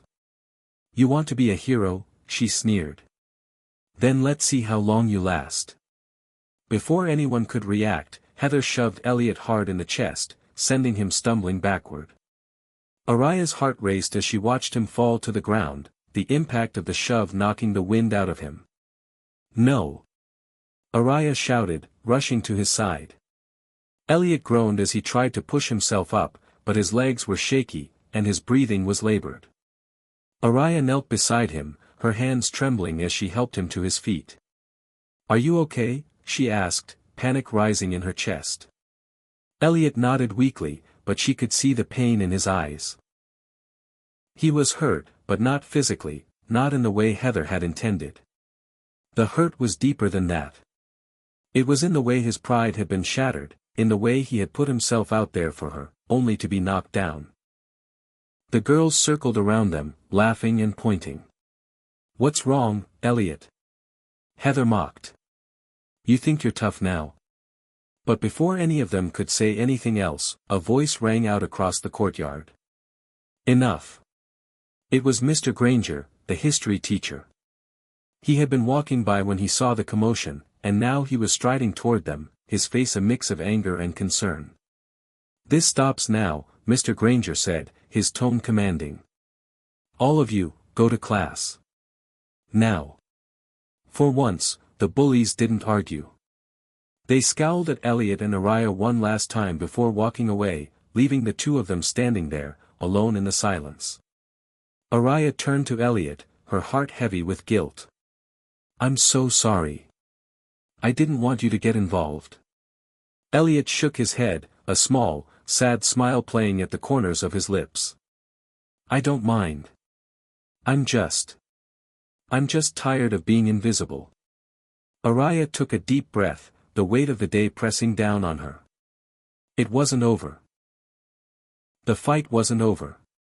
But for the first time, she realized something. She wasn't alone. Elliot was with her. And together, maybe they could face whatever came next. Hit subscribe and leave a comment with where you're watching from. This story might just spark a new beginning. What's one thing that always pushes you forward, even when things get tough? The weekend couldn't come soon enough. After Elliot was shoved to the ground in front of everyone, the story spread through school like wildfire. Rumors twisted what actually happened. Some said Elliot had tried to fight Heather and lost miserably, others whispered that Araya was the one who started it all. But none of them captured the truth. The truth was that Elliot had stood up for her when no one else had. He'd taken a hit, emotionally, if not physically, and the guilt of that burned through Araya like wildfire. He didn't show up to school on Monday. Nor on Tuesday. By Wednesday, Araya couldn't take the silence anymore. She had texted him. Called him. Left voice messages that ranged from awkward to frantic. But there was no reply. The quiet between them, once comforting, now felt sharp, like a blade pressed too close to the skin. And in that space of not knowing, her fears began to fill in the blanks. What if Heather had scared him off? What if he blamed her? What if she had ruined everything? She sat alone under their oak tree after school that day, her backpack tossed beside her, the autumn leaves curling around her shoes. The wind was cool, the sky tinged with that golden hue just before sundown. She hated how peaceful it looked when everything inside her felt like a storm. She thought about that first day, how she'd taken down the bullies, how everyone had stared at her like she was some kind of warrior. And she had believed, in that moment, that strength was enough. That if she hit back hard enough, no one could ever touch her again. But here she was. Strong. And still hurting. A sudden rustle of leaves behind her snapped her out of her spiral. Her heart stuttered when she turned, and saw Elliot. He looked tired. His hoodie hung loose over his thin frame, and his eyes, those soft, brown eyes, were shadowed with something she couldn't quite name. Guilt? Sadness? Or something heavier? "I thought you weren't coming back," Araya said, the words rushing out before she could stop them. "I almost didn't," Elliot replied. He stepped closer, hesitated, then sat down beside her on the grass. Neither of them said anything for a long moment. "I needed time," he said finally. "I wasn't mad at you. I needed to breathe." She nodded, her throat tight. "I was scared I pushed you into something you didn't want." "You didn't," Elliot said quickly. "I made the choice. No one made me. But I dragged you into my mess. You could have stayed out of it. But you didn't. And now you're part of their target too."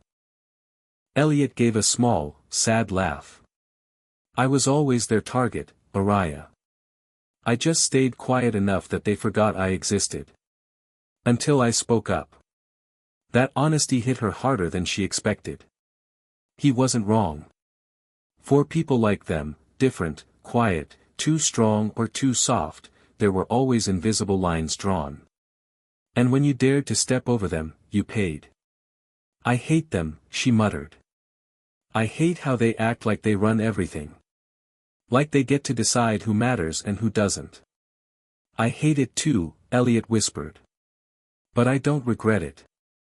Araya turned to him. "You don't?" "No," he said. "Because I got to see something they never will. I got to see you." Araya's heart jolted. "I've been invisible for a long time," Elliot continued. "But when I met you, it was like I didn't have to be. You saw me. Not just the shy kid in the corner. You really saw me." She didn't know what to say. The ache in her chest made it hard to breathe. "I was scared," he admitted. "Still am, sometimes. But when I saw them cornering you that day, I wasn't thinking about me. I just knew I didn't want you to feel alone. Not like I've felt." He reached into his bag and pulled out his sketchbook, flipping to a page in the middle. Araya leaned closer. It was a drawing of her. Not a caricature, not a superhero version. Just her, sitting under the tree, hoodie pulled tight, eyes staring into space. But there was something in the way he'd drawn her face. Something soft, something fierce. "You drew me?" she asked, her voice small. "I draw what I want to remember," Elliot said. "That day, you looked like someone fighting the whole world. But there was still light in your eyes. I don't know how you did that." Araya didn't realize she was crying until a tear splashed on the corner of the page. She wiped her face quickly, embarrassed. "I didn't want you to see me like this," she whispered. "Why not?" "Because I'm tired of breaking," she said. "I wanted to be the strong one. The one who never lets them win." "You are strong," Elliot said. "But strength doesn't mean pretending you're okay when you're not." She looked at him, really looked at him.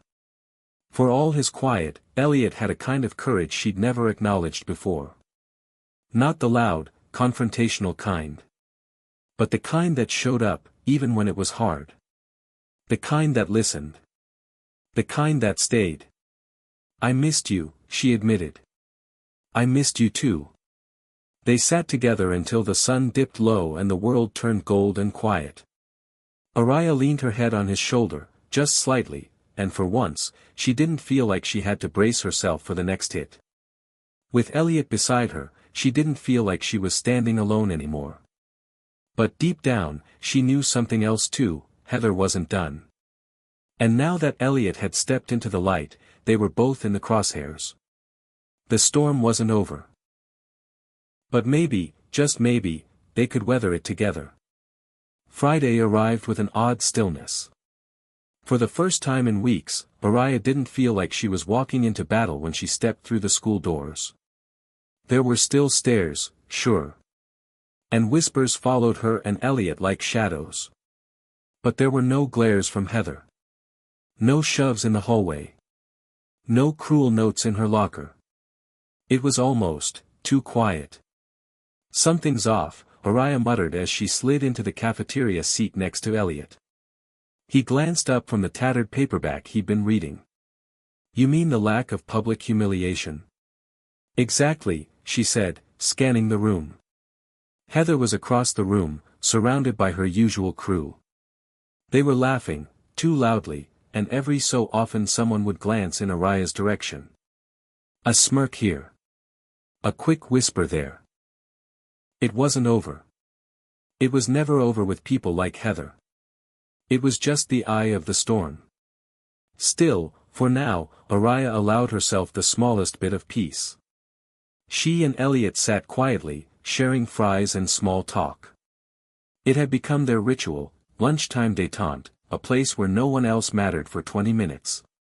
Where they could pretend the world outside their corner of the cafeteria didn't exist. "Guess what?" Elliot said between bites. "What?" "I finally sent in my sketchbook to the art competition." Araya nearly choked on her water. "Wait, seriously? I thought you weren't gonna enter." He shrugged, looking down at the table with a bashful smile. "Well, someone once told me I shouldn't keep hiding the parts of myself that are worth sharing." She blinked. "Was that someone me?" "Obviously," he said, grinning now. "Who else tells me stuff that actually sticks?" She nudged his shoulder with her own. "I'm proud of you." His smile faltered just slightly. "Thanks. I think I'm more scared of winning than losing." Araya tilted her head. "Why?" "Because then people start paying attention. And when they pay attention, they judge. And when they judge," he trailed off. Araya didn't need him to finish. She knew exactly what that kind of attention felt like, when people watched you not because they admired you, but because they were waiting for you to fall. "But I entered anyway," Elliot said, more to himself than her. "Because if I keep hiding, nothing changes." She looked at him with something like awe. There he was, her quiet, gentle Elliot, stepping out into the light, despite everything. "You're braver than you think," she said. "You make it easier." The words hung between them, heavy and warm. And just like that, the moment passed. The bell rang. Students groaned, trays clattered, and the lunchroom returned to its chaotic hum. As they left the cafeteria, Araya couldn't shake the sense of unease that still clung to her. She knew Heather. And Heather didn't just give up. She plotted. That afternoon, Elliot walked her home. It had become a new habit, one neither of them talked about directly but both had grown to expect. The city was quiet as they turned onto her street, the late autumn air sharp and crisp. "Do you ever think about leaving?" Araya asked suddenly, her breath misting in the air. "Leaving where?" "This town. The school. Everything." Elliot nodded slowly. "Sometimes. When I imagine the future, I don't see myself here. Not forever. But I don't know if that's running away or just moving forward." Araya understood that too well. The idea of escape had always been her silent dream. Not because she hated everything, but because she wanted a fresh page. A world where people didn't judge her before she even spoke. "But if you left tomorrow," he said, "I'd follow." She froze, her breath catching. "I mean, not like, stalk or follow," he added quickly, blushing. "Just, you know, metaphorically. Or emotionally. Or, like, friendship follow." She laughed, heart pounding for reasons she didn't want to examine too closely. "I get it," she said. "And, same."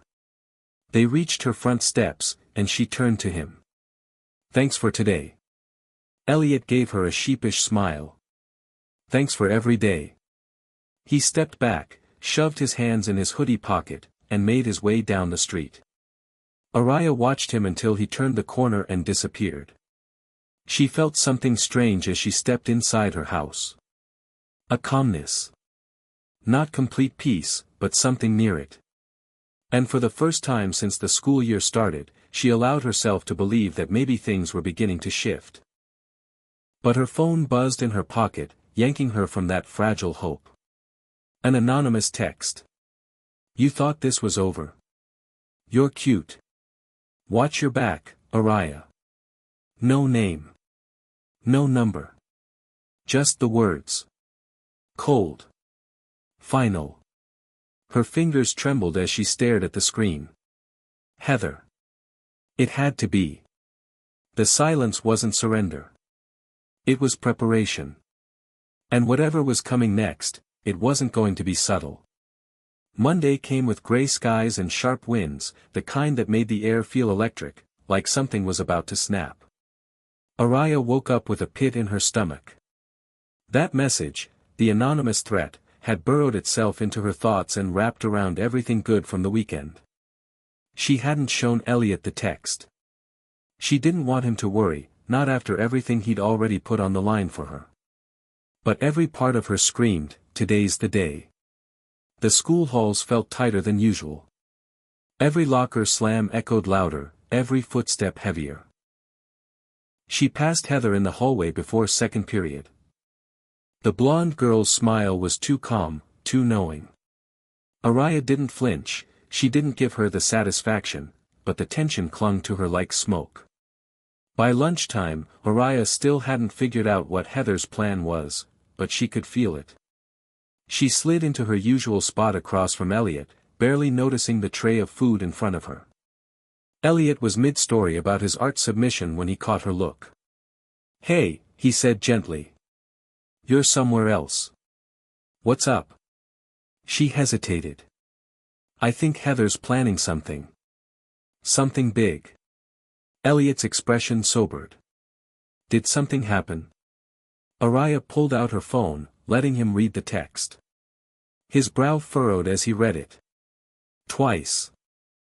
Okay, this isn't just random bullying anymore, he said. This is targeted. Threat-level stuff. Exactly. He leaned in closer. So what do we do? I don't know, she said honestly. Part of me wants to go straight to the principal. But what am I gonna say? That Heather sent me a message from a blocked number and looked at me funny this morning. You'll sound paranoid. Yeah. They sat in silence, chewing over a problem they couldn't quite name. Then, without warning, the intercom crackled. Araya Thompson, please report to the principal's office. Immediately. Elliot looked at her. Her mouth went dry. I didn't do anything, she said, pushing up from the table. I swear. I know, Elliot said, standing with her. Want me to come? She shook her head. No. I got this. But she didn't. She walked down that hallway like she was headed to an execution. Every step heavier than the last. She passed other students who turned and stared, their expressions unreadable.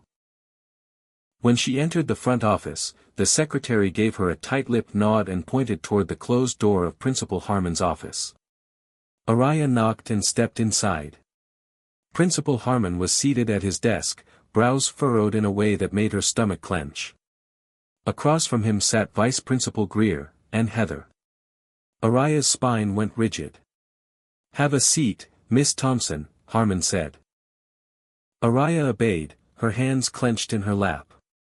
We received a report this morning, Harmon began, that you were involved in a very serious incident on Friday afternoon involving Heather and her friends. Araya's head snapped toward Heather, who sat with the perfect posture of a pageant queen and the face of a martyr. What? Heather spoke before she could. It was horrible, sir. She cornered me by the gym and threatened me. Said if I talked about Elliot again, she'd end me. She shoved me against the lockers and told me she wasn't afraid to go to juvie. Araya's mouth fell open. That's a lie. That never happened. I have a bruise on my arm, Heather said, tears welling in her eyes. And there were other students who heard her say it. Vice Principal Greer folded his arms.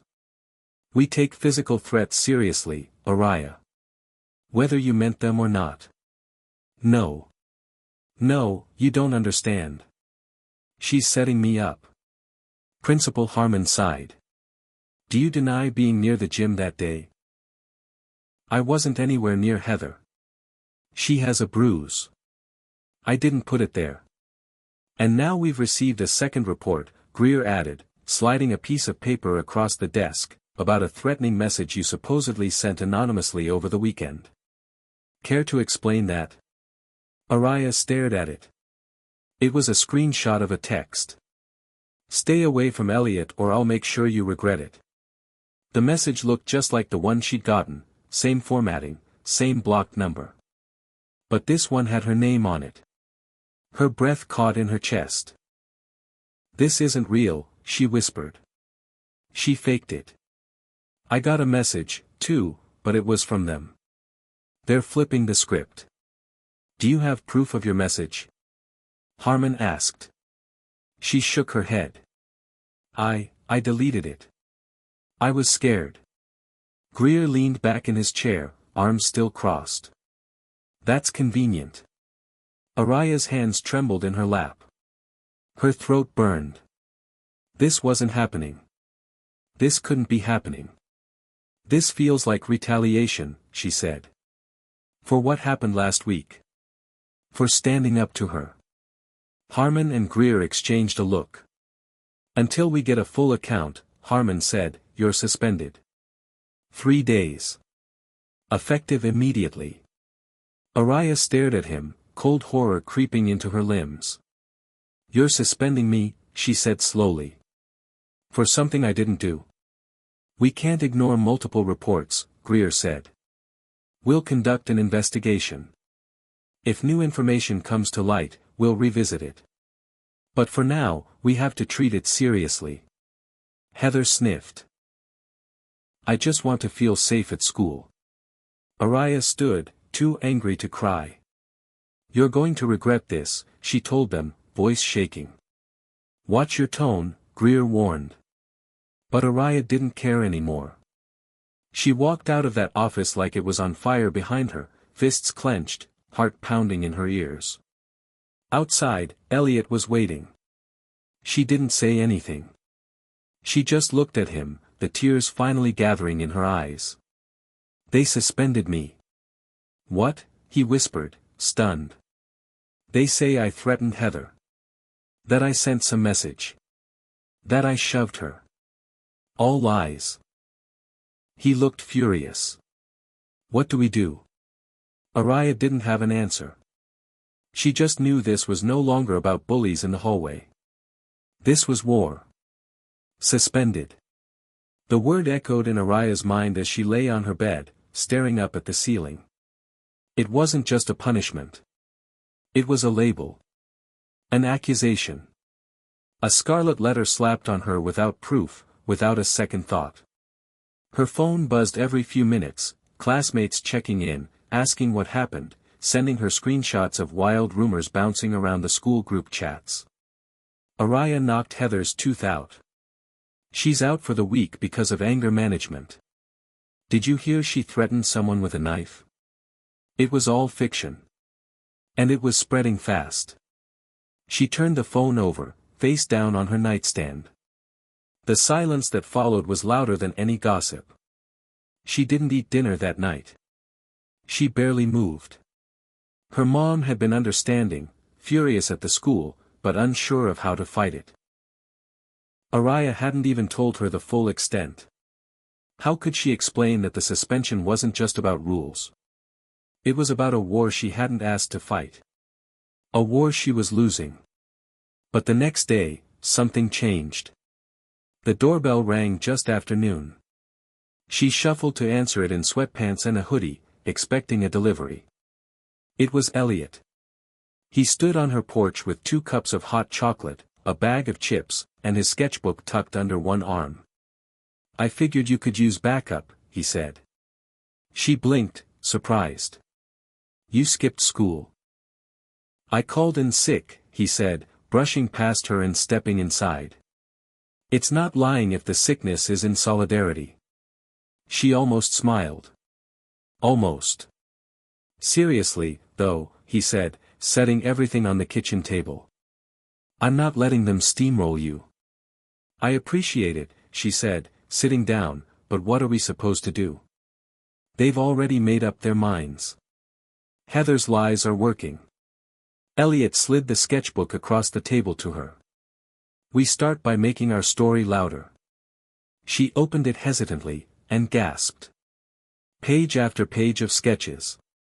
Moments she didn't even realize he'd captured, her sitting under the oak tree, standing defiantly in the hallway after that first fight, laughing with him on the front steps of school. But then, new ones she hadn't seen before. Araya being dragged into the principal's office. Heather standing with that smug, twisted smile. And the final one, Araya, on her bed, curled into herself. Small. Alone. Tears stung her eyes. You turned my pain into art, she asked softly. I turned your truth into something no one can ignore. She ran her fingers over the pencil strokes, the page blurring through her tears. Let's post it, Elliot said. Your story. These pictures. Your words. Everything. You mean, like, online? Exactly. If the school won't listen, maybe the world will. Araya hesitated. I don't want to look like I'm whining. You're not whining, he said. You're surviving. You're fighting back. People need to see that. She looked up at him, saw the fire in his eyes, quiet, but unshakable. For the first time since that awful office meeting, she felt like she could breathe. Okay, she whispered. Let's do it. They spent the next few hours building the post. Araya typed her story, raw and unfiltered, what had happened, what hadn't, the lies Heather spun, the text messages, the lack of real investigation. Elliot's drawings filled in the emotional gaps. Together, they crafted something that felt undeniable. Before hitting post, she paused. What if this makes things worse, she asked. Or what if it makes them better? She took a breath. Then clicked share. The post went live. At first, nothing happened. Then, slowly, likes and comments started rolling in. I've been through something like this. Thank you for speaking up. This school's been protecting Heather for years. That drawing of her in the hallway. Powerful. Following. Please keep sharing your story. Within 2 hours, it had been reposted 50 times. By the evening, it had over 1,000 likes. Elliot stayed for dinner, and Araya's mom cried when she saw the sketchbook. This isn't just art, she said. This is proof. But what truly shattered Araya's emotional dam came around 10 p.m. Her phone buzzed with a new message. From a number she didn't recognize. I was there that day. Heather was lying. I'll talk to the school if you need me to. I'm sorry I stayed quiet. A pause. Then another one. Same. I saw everything. She made it up. I'll back you. Dozens of messages began to pour in. Voices. Finally. For the first time, Araya wasn't just fighting for herself. She had an army. By Tuesday morning, Araya's post had gone viral, at least in the small but explosive way stories do when truth cuts deep enough. Thousands of views. Hundreds of shares. Comments rolling in by the minute. And most importantly, witnesses. Students she didn't even know had come forward to defend her, to say, I saw it. She didn't touch Heather. It was all a lie. Some were anonymous. Others were brave enough to attach their names. One girl even recorded a voice memo, saying she overheard Heather and her crew plotting to take Araya down. It was undeniable now. And Principal Harmon knew it. The call came mid-morning, during what would have been Araya's second day of suspension. Her mom answered, and after a brief, tense conversation, she passed the phone to Araya. "They want you to come in tomorrow," her mom said, crossing her arms. "To discuss the next steps." Araya didn't need translation. They were backpedaling hard. But that didn't erase the humiliation. The fear. The way she'd been dismissed without a second thought just days ago. "They're only doing this because of the post," she muttered. "Exactly," her mom said, eyes flashing. "Which means you keep going. You don't let them shrink you back down." Elliot came over again that afternoon. They worked on follow-up posts, more art, more honesty. Araya recorded a video this time, sitting in front of her window, light casting soft shadows on her face. "I didn't share this because I wanted revenge," she said into the camera. "I shared it because I was tired of being unheard. Of being labeled angry when I speak up, and violent when I defend myself. I shared it because I'm not alone, and neither are you." When she clicked post, Elliot reached over and gently squeezed her hand. "You're not just telling your story anymore," he said. "You're becoming something bigger." The next day at school, Araya walked in with her head high. She was technically still suspended, but the school had requested a meeting. Her mom walked beside her, arms crossed, mouth tight. Elliot met them in the front lobby and didn't leave her side. Students watched as she walked in. Some nodded. Some whispered. But there was a new energy in the air, respect, maybe. Or awe. In the front office, Principal Harmon and Vice Principal Greer looked like they'd aged 5 years in 2 days. Their smiles were tight, their tone overly polished. "Araya," Harmon began, "first, let me say how sorry we are that this situation escalated the way it did." She said nothing. "We've received substantial new information. Testimonies. Evidence that contradicts the initial reports. It's clear now that a more thorough investigation should have been conducted before disciplinary action was taken." Araya's mom leaned forward. "You suspended my daughter without evidence.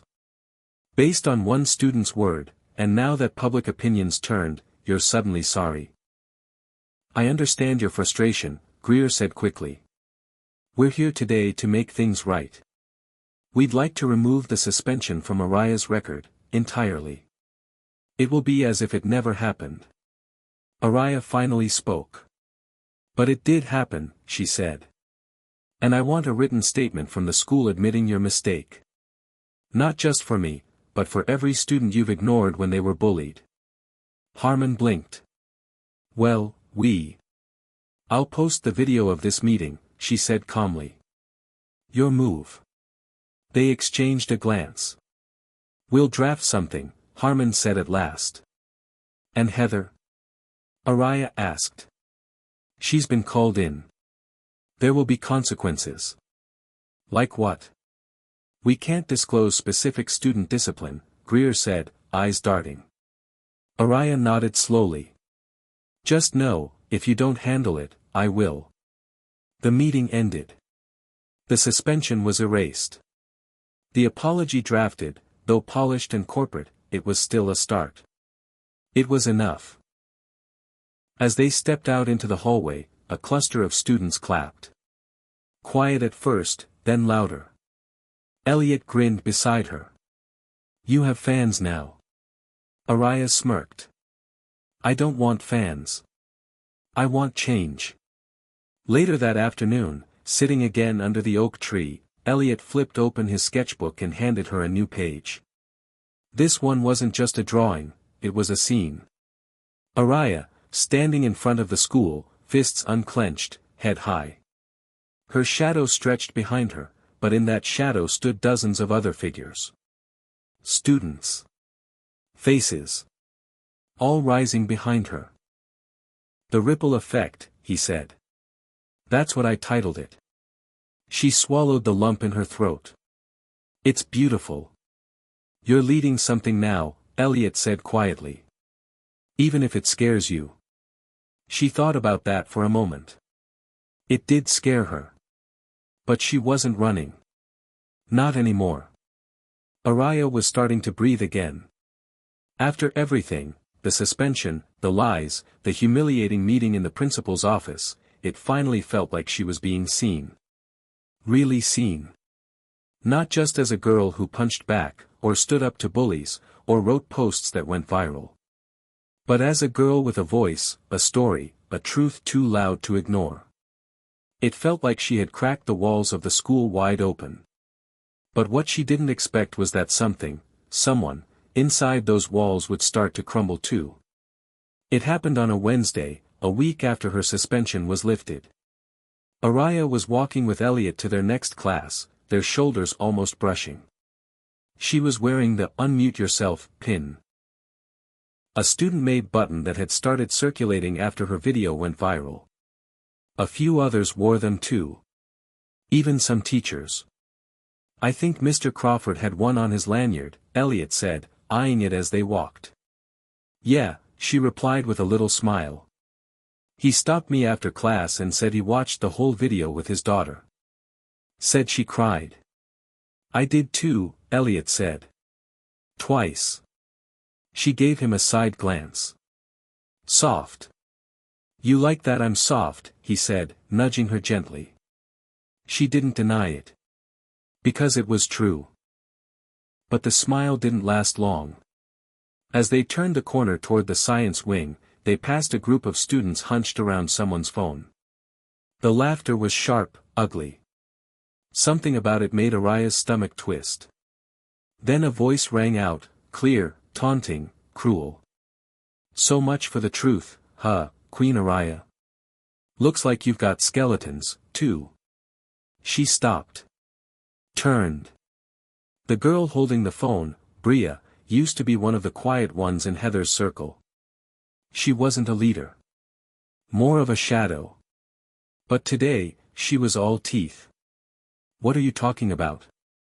Araya asked, already cold inside.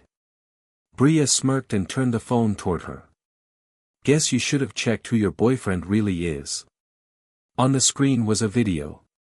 Shaky, grainy, but real. Elliot. At a party. One Araya hadn't known he attended. He was standing near a group of guys, two of them unmistakably part of Heather's crew. The audio was crackly, but the words hit like a punch. Honestly, one guy laughed, I don't even know what Araya sees in you. Elliot shrugged. Probably the same thing I see in her, free publicity. Girls got followers now. The video ended there. But the damage didn't.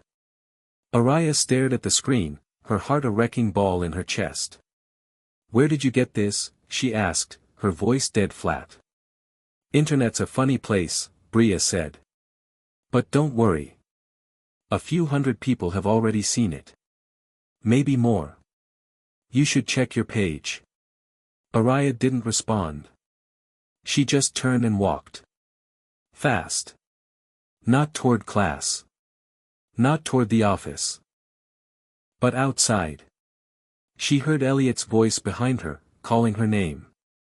But she didn't stop. Not until she reached the back of the school, where the old bleachers stood. Then she turned. He was already catching up. Araya, wait, he said, breathless. She didn't let him speak. You went to that party? She asked. He hesitated. Yes, but. You told me you were home that night. I was, until Sean invited me. It was last minute. I didn't think. And what, Elliot? You just happened to hang out with Heather's people and say I was good for publicity? He flinched. It's not what it sounds like. Then what is it? She snapped. Because it sounds like you were using me. I wasn't. He looked desperate now. I was nervous. They cornered me. I didn't know they were recording. I said something stupid to make them shut up. Her eyes stung. You said something true. Or true enough. He moved toward her, but she stepped back. Araya, please. Everything we've done. This story, the art, the movement, it's real. You know that. Do I? Yes. His voice cracked. I messed up. I said something I regret. But don't let them twist it. You know who I am. She looked at him, really looked at him. The boy with the sketchbook. The boy who walked her home and sat beside her when no one else would. But also the boy who lied. Who folded under pressure. And it wasn't just about the words. It was about the betrayal of trust. I don't know what to believe, she whispered. I love you, he said. She froze. And for a second, everything else fell away. The rumors. The videos. The pain. But then reality snapped back into place. Maybe you should have said that instead of, whatever that was on the video. He looked shattered. I need time, she said. I need space. And she walked away. This time, he didn't follow. That night, her phone blew up again. People were choosing sides now. Some said the video was old, edited. Others defended Elliot, saying he was being pressured.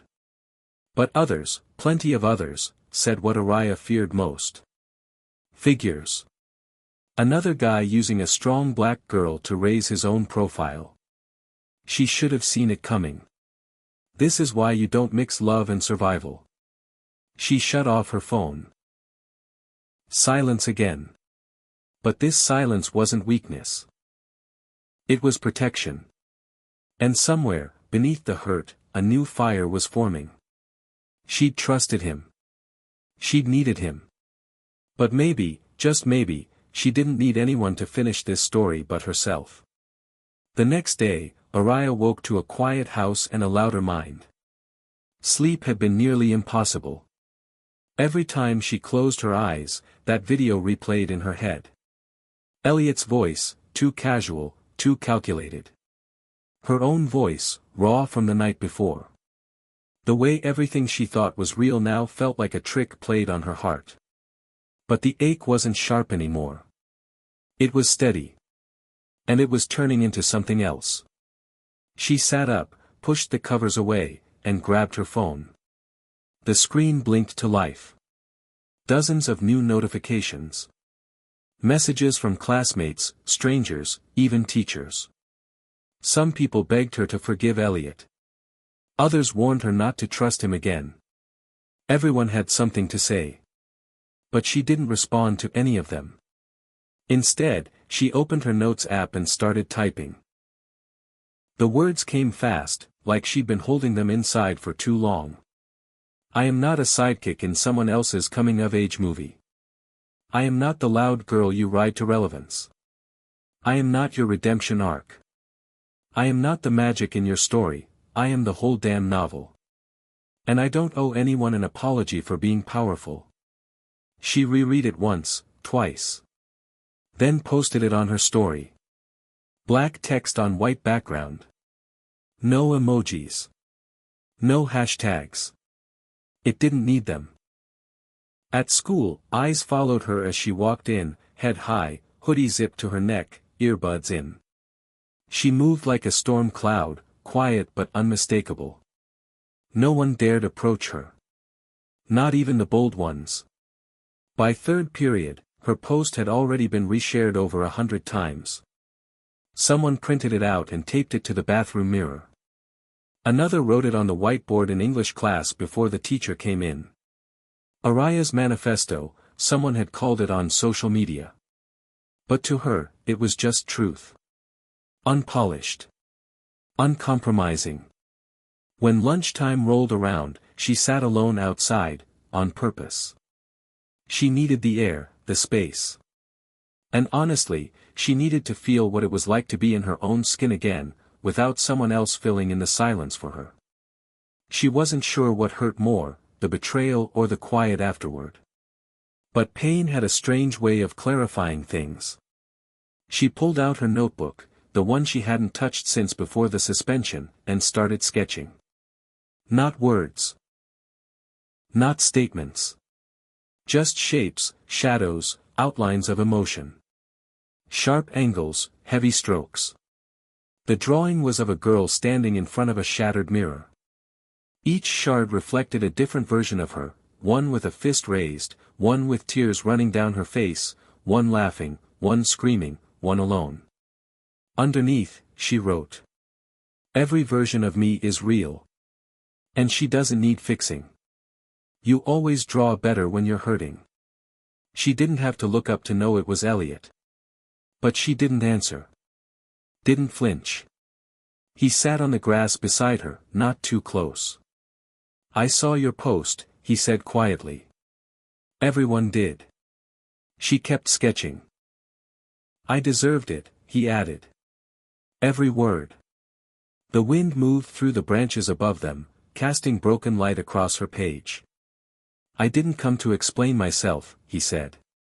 Because there's nothing to explain that would fix it. But I needed you to know. I didn't mean it. What I said at that party. She paused, her pencil still in hand. Then why did you say it? He exhaled. Because I thought I had to prove something to people who didn't matter. And I forgot that the only person whose opinion did matter, was you. She finally looked at him. His eyes were tired. Sad. But not pitiful. Honest. I'm not asking you to forgive me, he continued. I just hope you don't forget everything we built together because of one cowardly moment. She closed the notebook. I'm not forgetting, she said. I'm just remembering who I was before you. He nodded. She's someone worth remembering. They sat in silence for a while. Not angry, not broken, just changed. Before he left, he handed her a folded piece of paper. I was going to burn this, he said. But I think it's meant for you. She waited until he was gone before opening it.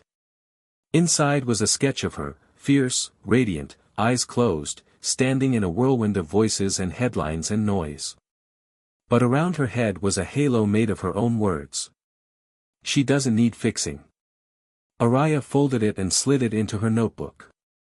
She didn't know if they'd ever be the same again. But she knew who she was now. And she wasn't sorry. The auditorium was packed. Araya stood backstage, fingers trembling slightly, clutching the microphone like it was a lifeline. Somewhere out there, beneath the buzz of anticipation, hundreds of students waited, not just to hear her speak, but to see what would come next. This wasn't about revenge anymore. This was about legacy. It had started as an idea during one of her quiet afternoons alone, a thought she jotted down in her notebook. What if we didn't wait for permission to speak? What if we just built something of our own? She shared the thought with a few people. Then a few more. And suddenly, the fire caught. Now, 1 week later, she was standing behind a curtain in front of the entire school, about to introduce the first meeting of the Unmuted, a student-led collective created to fight bullying, expose bias, and amplify unheard voices. They had posters. A hashtag. A real budget, thanks to a teacher who believed in them enough to tap into the PDA. They had a sign-up sheet that filled in a single day. And now, they had this. Their moment. Principal Harmon sat in the front row. Tight-lipped, of course, but present. Mrs. Diaz, the art teacher, had helped coordinate the event. And Ms. Takara from the English department had offered to sponsor the group officially. But none of it mattered if Araya couldn't get these first few words right. She glanced to her left. Elliot stood a few feet away, hands tucked into his jacket, waiting. He hadn't tried to talk to her much since that afternoon under the tree. He didn't push. Just showed up. Helped when asked. Backed off when not. He knew he was no longer her center. But he was still standing with her. Ready, came a voice in her earpiece. A student volunteer, part of the tech crew. Araya nodded, even if her stomach disagreed. The curtain pulled open. The crowd quieted. She stepped out onto the stage, walking toward the mic like it weighed 10 pounds. But as she scanned the room, faces wide-eyed, curious, hopeful, she remembered who she was. Not just the girl from the fight. Not just the girl who got suspended. Not just the girl Elliot liked or hurt. She was the girl who didn't back down. And she was still here. She raised the mic. "My name is Araya Taylor," she said. "And if you know my name, it's probably because I got suspended, or because of a video, or because of a sketch that went viral. But what you don't know is this, none of that was supposed to happen. I wasn't trying to be a voice. I was just trying to survive. A breath. A pause. But I realized something while trying to survive. I realized that a lot of us are stuck in silence. Some of us are silenced by fear. Others by shame. Some by systems. And some by people who think power only belongs to those who already have it."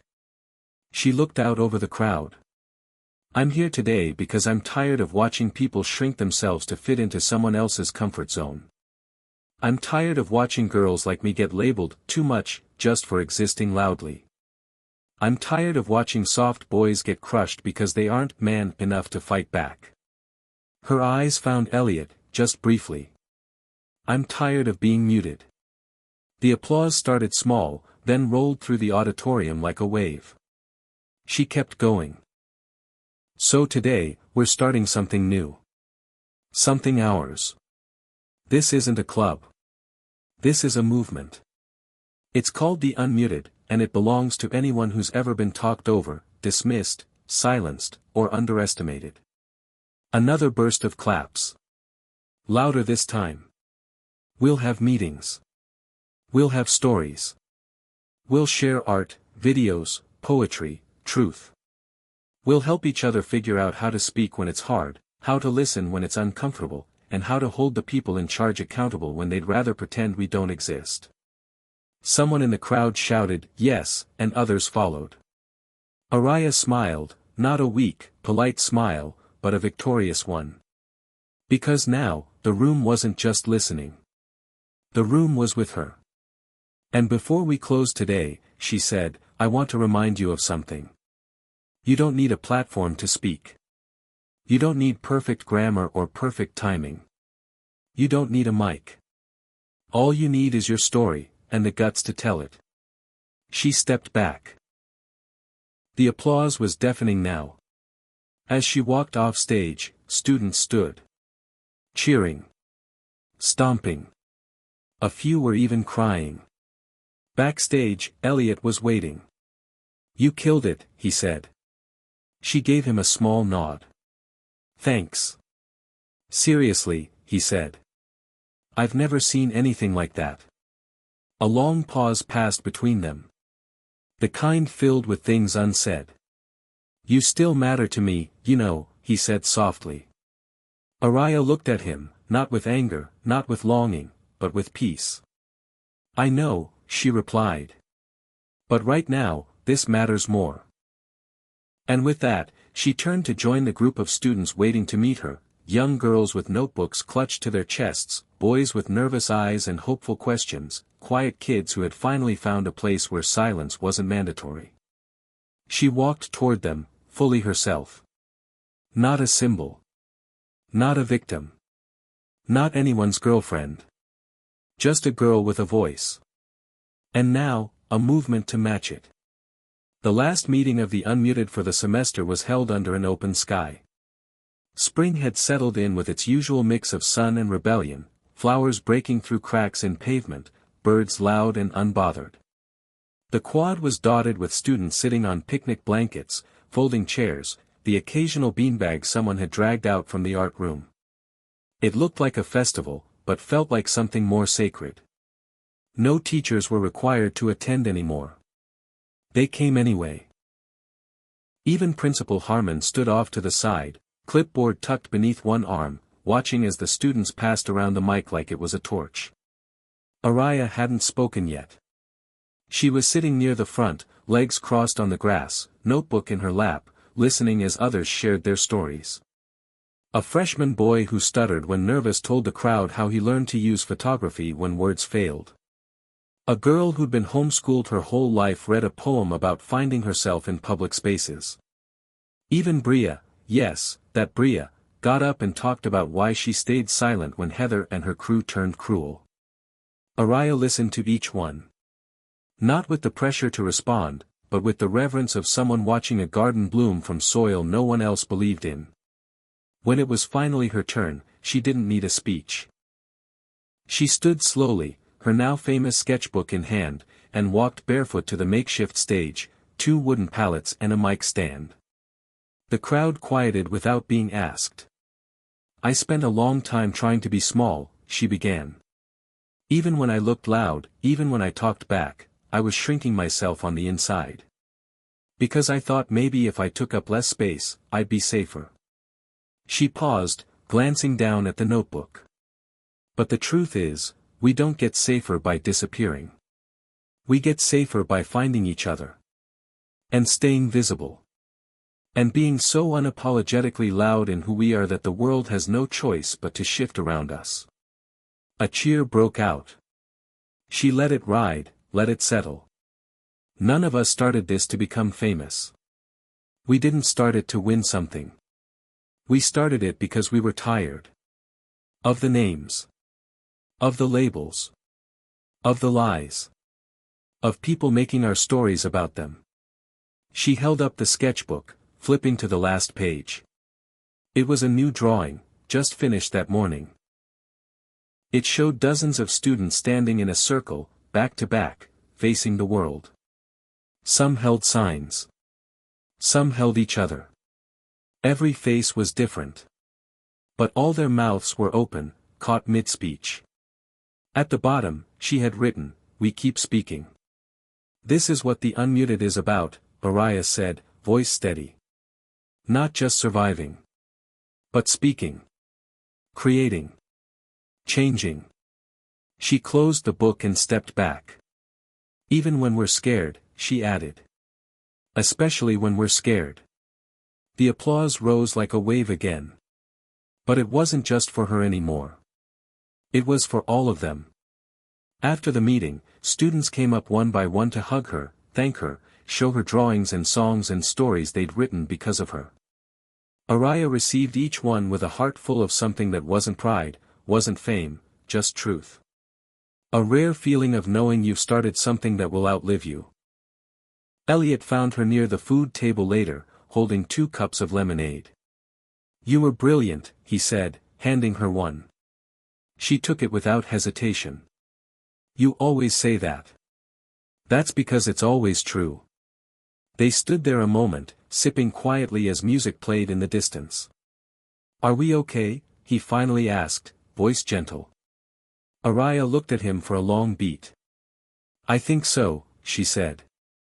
"Not like before. Not like it was. But, maybe like it's supposed to be now." He smiled. "I can live with that." And they did. Not everything returned to the way it was. That wasn't the goal. Araya didn't go back to being the girl who relied on someone else to amplify her. She didn't shrink her voice to make space for his. But they grew, separately and, occasionally, side by side. By the end of the year, the Unmuted had chapters at 3 other schools. Araya had been asked to speak at 2 youth conferences and was featured in a local documentary. But the thing that meant most to her wasn't any of that.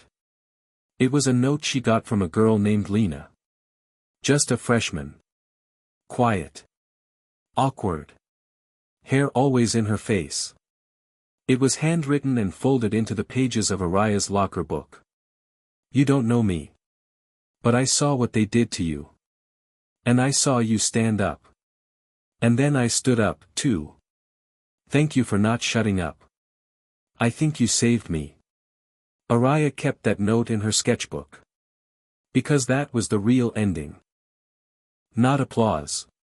Not forgiveness. Not even a movement. But the truth that a black girl, once silenced, had used her voice, not just to fight bullies, not just to survive school, not just to fall in and out of love, but to set off a chain reaction. A legacy. A ripple. A sound that would never stop growing. The sky was beginning to paint itself in shades of pink and gold as Araya walked out of the school for the last time that year. The weight of finals was behind her, but the weight of everything else, the unmuted, the movement, her friends, was still present, tugging at her in a way she couldn't quite explain. She'd made it through a full year. One she never thought she'd survive. Not after all the bullying. Not after the suspension. And certainly not after the entire school turned their attention on her the way they did. But here she was, stronger, louder, and more certain of herself than she had ever been. Araya had become a symbol for something bigger than herself, but as the days of school stretched into the warm summer break, she realized there was a different kind of challenge ahead. One that she hadn't fully prepared for. The movement was growing, yes. It had spread beyond just her school. Chapters had formed at 2 more high schools in neighboring cities. The social media pages were filled with powerful stories, those of rejection, resilience, and the power of speaking out.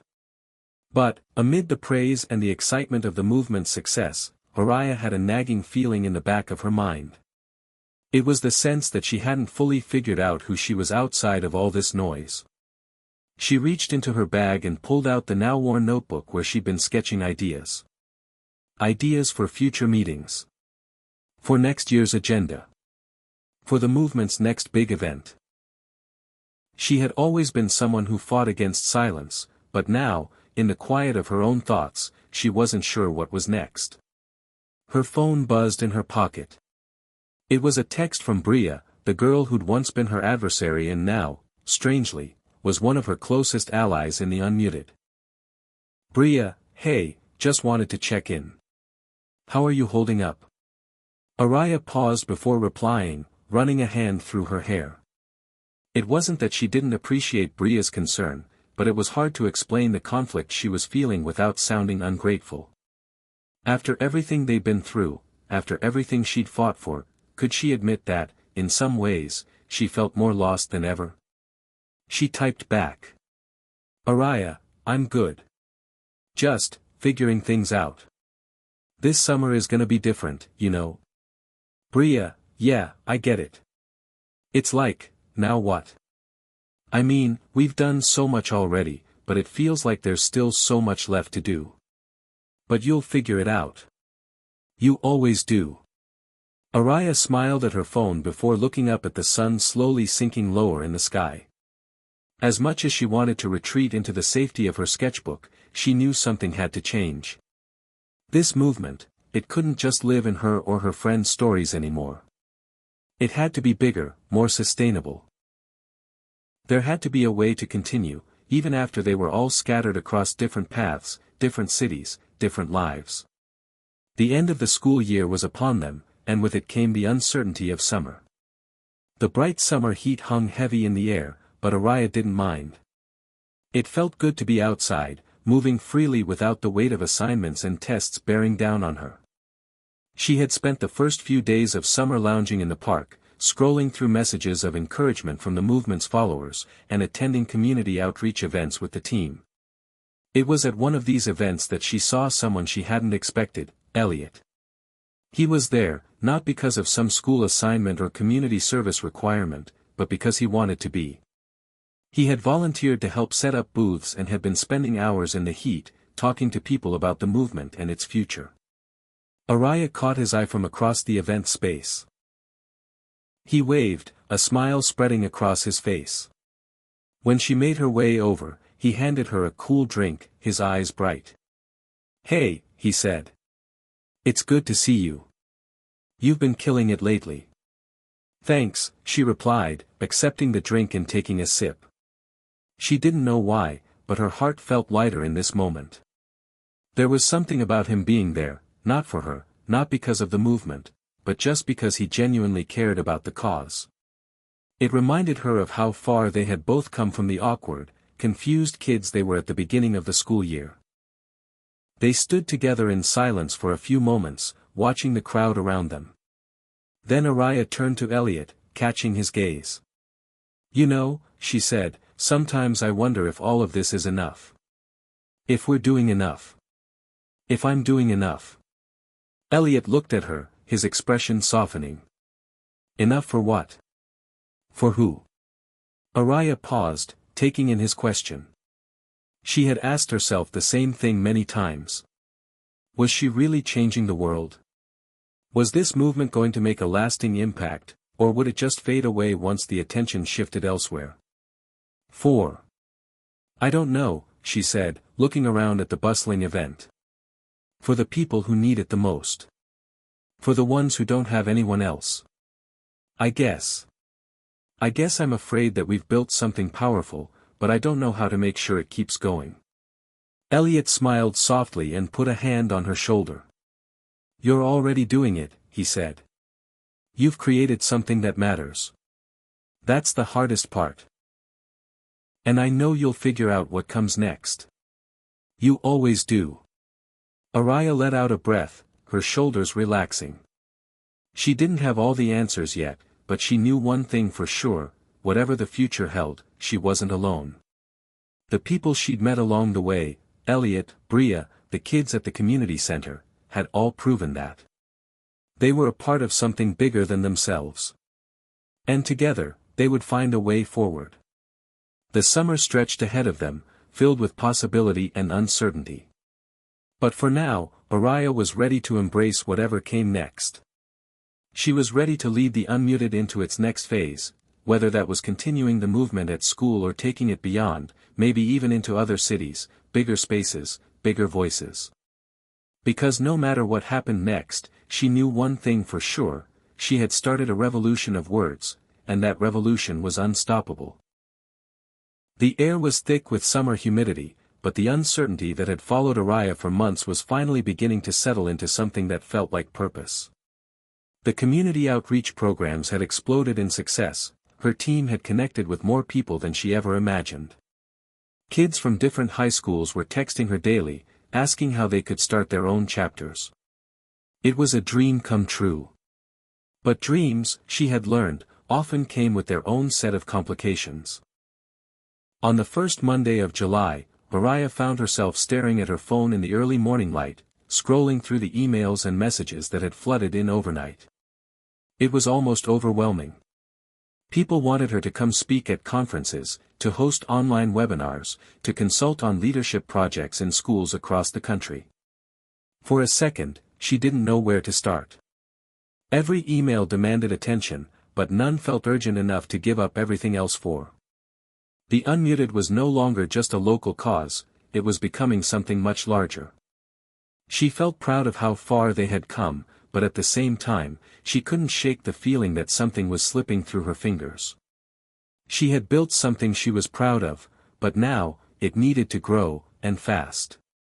"Morning," Elliot said, walking into the kitchen with a mug of coffee in his hands. Araya didn't look up from the screen. "I think I'm drowning." Elliot raised an eyebrow, leaning against the counter. "What happened?" She finally looked up at him, rubbing her eyes. "Look at all this. Look at the emails, the social media messages, the press inquiries. I don't even know how to respond to all of it. Every time I think I have a moment to breathe, someone else needs something." Elliot stepped closer, setting his coffee down and placing a hand on her shoulder. "I know it's a lot. But you're not alone in this. Remember, you've got a whole team now. You've built something real." "I didn't expect this," she admitted, her voice small. "I thought I could handle it, do the work, keep the movement going. But it's becoming bigger than me. It's more than I can manage." Elliot stayed quiet for a moment, letting the weight of her words hang in the air. Then, he spoke softly. "Araya, look at everything you've done. You're exactly what people need right now. But that doesn't mean you have to do everything alone. You're part of something that's bigger than any one person. Let the others step in." Her eyes flickered over the messages again, the flood of requests for speeches, interviews, and events. For the first time, she felt the pressure of being a leader, not just someone starting something small but someone people were beginning to look to for guidance. She was expected to have all the answers now, but she was still figuring out what the questions were. "I guess. I just want to make sure I don't let anyone down," she said. Elliot smiled gently, offering her his cup of coffee. "You won't. You're doing exactly what you're meant to do. Just remember, leadership isn't about having all the answers. It's about building something that's bigger than you, something that can keep going even when you need a break." Araya took a sip from the cup, grateful for his support. She felt the weight of the world lift just a little, knowing that Elliot understood the struggle. It wasn't about fixing everything herself. It was about letting others in, sharing the load, and empowering the voices of those who were standing beside her. Araya sat in the middle of a circle in the community center, surrounded by the rest of her leadership team. The summer heat outside was oppressive, but inside, the air felt electric.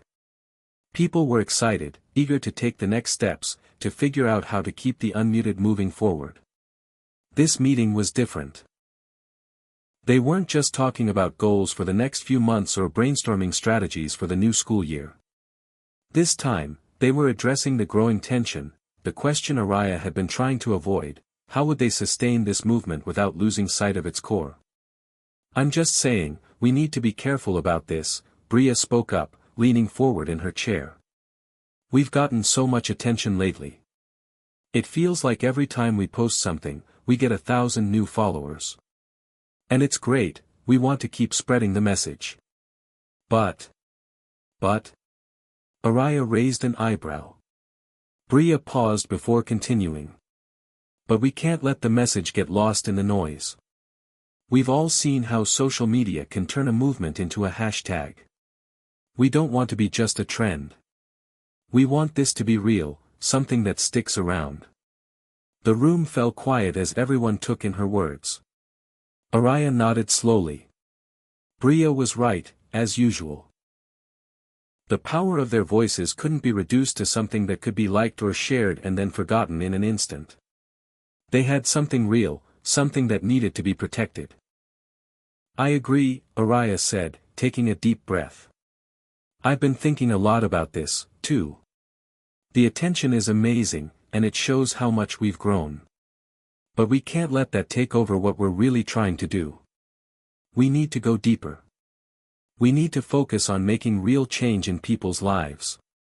"But how?" another team member, Jamal, asked. "We can't just keep doing things like rallies and community outreach. Those things are important, but we need something more sustainable." "Exactly." Araya smiled, the beginnings of an idea forming in her mind. "Maybe it's time to expand what we're doing. Maybe it's time to think about partnerships with organizations that can support us long-term. Maybe we need to offer mentorship, internships, job training. Let's think about how we can make sure the people we're helping aren't just heard, but actually empowered." Everyone murmured in agreement.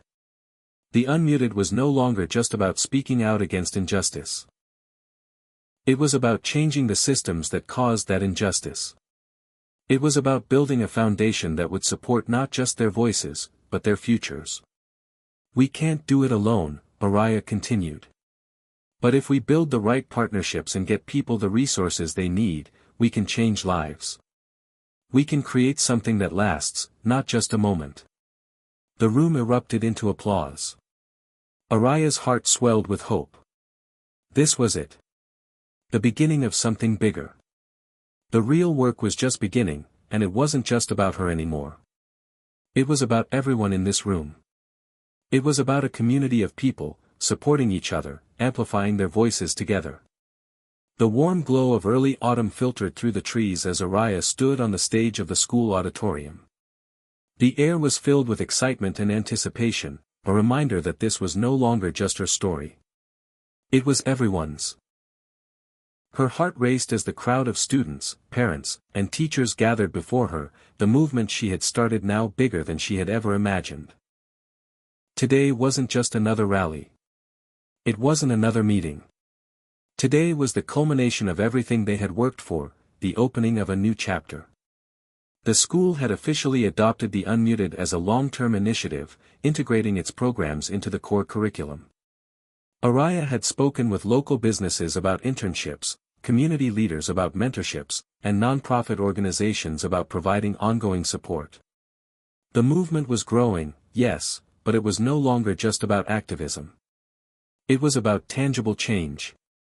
She could see Bria in the front row, sitting with her arms crossed, her familiar smirk in place.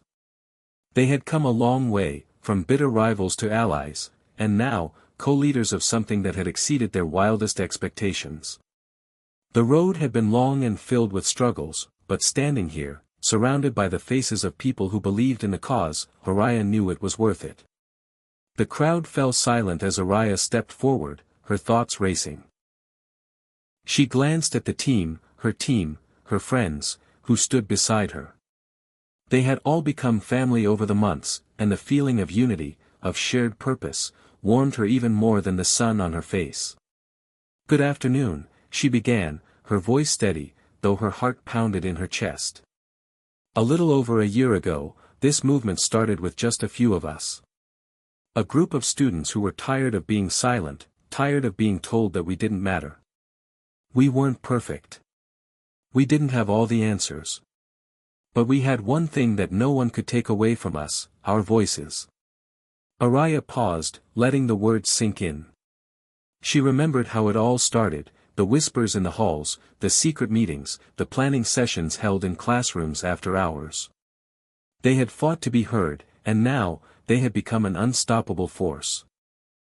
"When we started the Unmuted, we were fighting against more than just bullying," she continued, her voice growing stronger. "We were fighting against the idea that certain voices don't deserve to be heard. We were fighting against the idea that our stories didn't matter. And let me tell you, those stories matter. Each one of you has a voice that deserves to be amplified. And that's what this movement is about. It's about more than speaking out, it's about creating a space where we can all thrive." The room erupted in applause, but Araya wasn't done. She needed to say what had been on her mind for so long, the part that had kept her up at night, wondering what would happen when all the speeches ended, when the school year was over, and when the movement wasn't as fresh in the public's eye. "I want to say this now, while we're all here, the Unmuted isn't just a movement. It's a legacy. It's something that doesn't stop with me, with any of us. It's something that needs to live on, long after the spotlight fades. So, I'm asking all of you, today, to take up the mantle. It's your responsibility now to keep this going. To find the voices that need to be heard, and to make sure they're not silenced again." The applause grew louder, but Araya could see that some of the faces in the crowd were thoughtful, pensive. They were listening, really listening. The movement had moved beyond a trend, beyond a hashtag, to something far more meaningful. She took a deep breath, her eyes scanning the room for familiar faces, Bria, Elliot, Jamal, all of them nodding, their presence steadying her. They had worked together, fought together, and now they would move forward together. "This movement doesn't stop when the next big thing comes along," Araya said, her voice filled with conviction. "We're not here to ride a wave of popularity. We're here to make lasting change. And that means we have to keep pushing. We have to keep finding new ways to amplify our voices. And most importantly, we have to make sure that this community we've built doesn't crumble when the attention moves on to something else. We have to carry the torch forward." As she finished, the crowd stood in a standing ovation. The energy in the room was electric, and Araya could feel the weight of the moment settling in. They had done it. Not just for themselves, but for everyone who had ever felt unheard. They had built something real, something that would continue to grow and spread long after the final bell of the school year rang. Araya stepped down from the stage and was immediately surrounded by her team. Bria gave her a one-armed hug. "You did it," she said, grinning. "I didn't do it alone," Araya replied, smiling back. Elliot clapped her on the back. "What's next, boss?" Araya smiled, the excitement of the moment still buzzing in her veins. "I don't know, but we'll figure it out together. This is just the beginning." It was an unusually cool evening for the middle of October, and Araya found herself walking along the familiar path by the school. It was hard to believe that everything had changed so much in such a short time. The movement was still growing, more schools had adopted the principles of the unmuted, and the organization had started a mentorship program for students in underserved communities. Araya had kept her promise. She wasn't alone anymore. She had built something that was bigger than just her voice, and the voices of countless others were now amplified. And as she walked, her phone buzzed in her pocket. She pulled it out and saw a message from Jamal. "Jamal, got a call from the city council. They want to meet with us about making the Unmuted a citywide initiative. We're making real change, Araya. This is only the start." Araya smiled to herself and looked up at the sky, her heart full. She had come so far. And the best part was, she wasn't alone. As the sun set, casting a golden light across the horizon, Araya knew that the movement, her journey, and the voices of so many others would live on forever. Hit subscribe and leave a comment with where you're watching from. This story might just spark a new beginning. What's one thing that always pushes you forward, even when things get tough?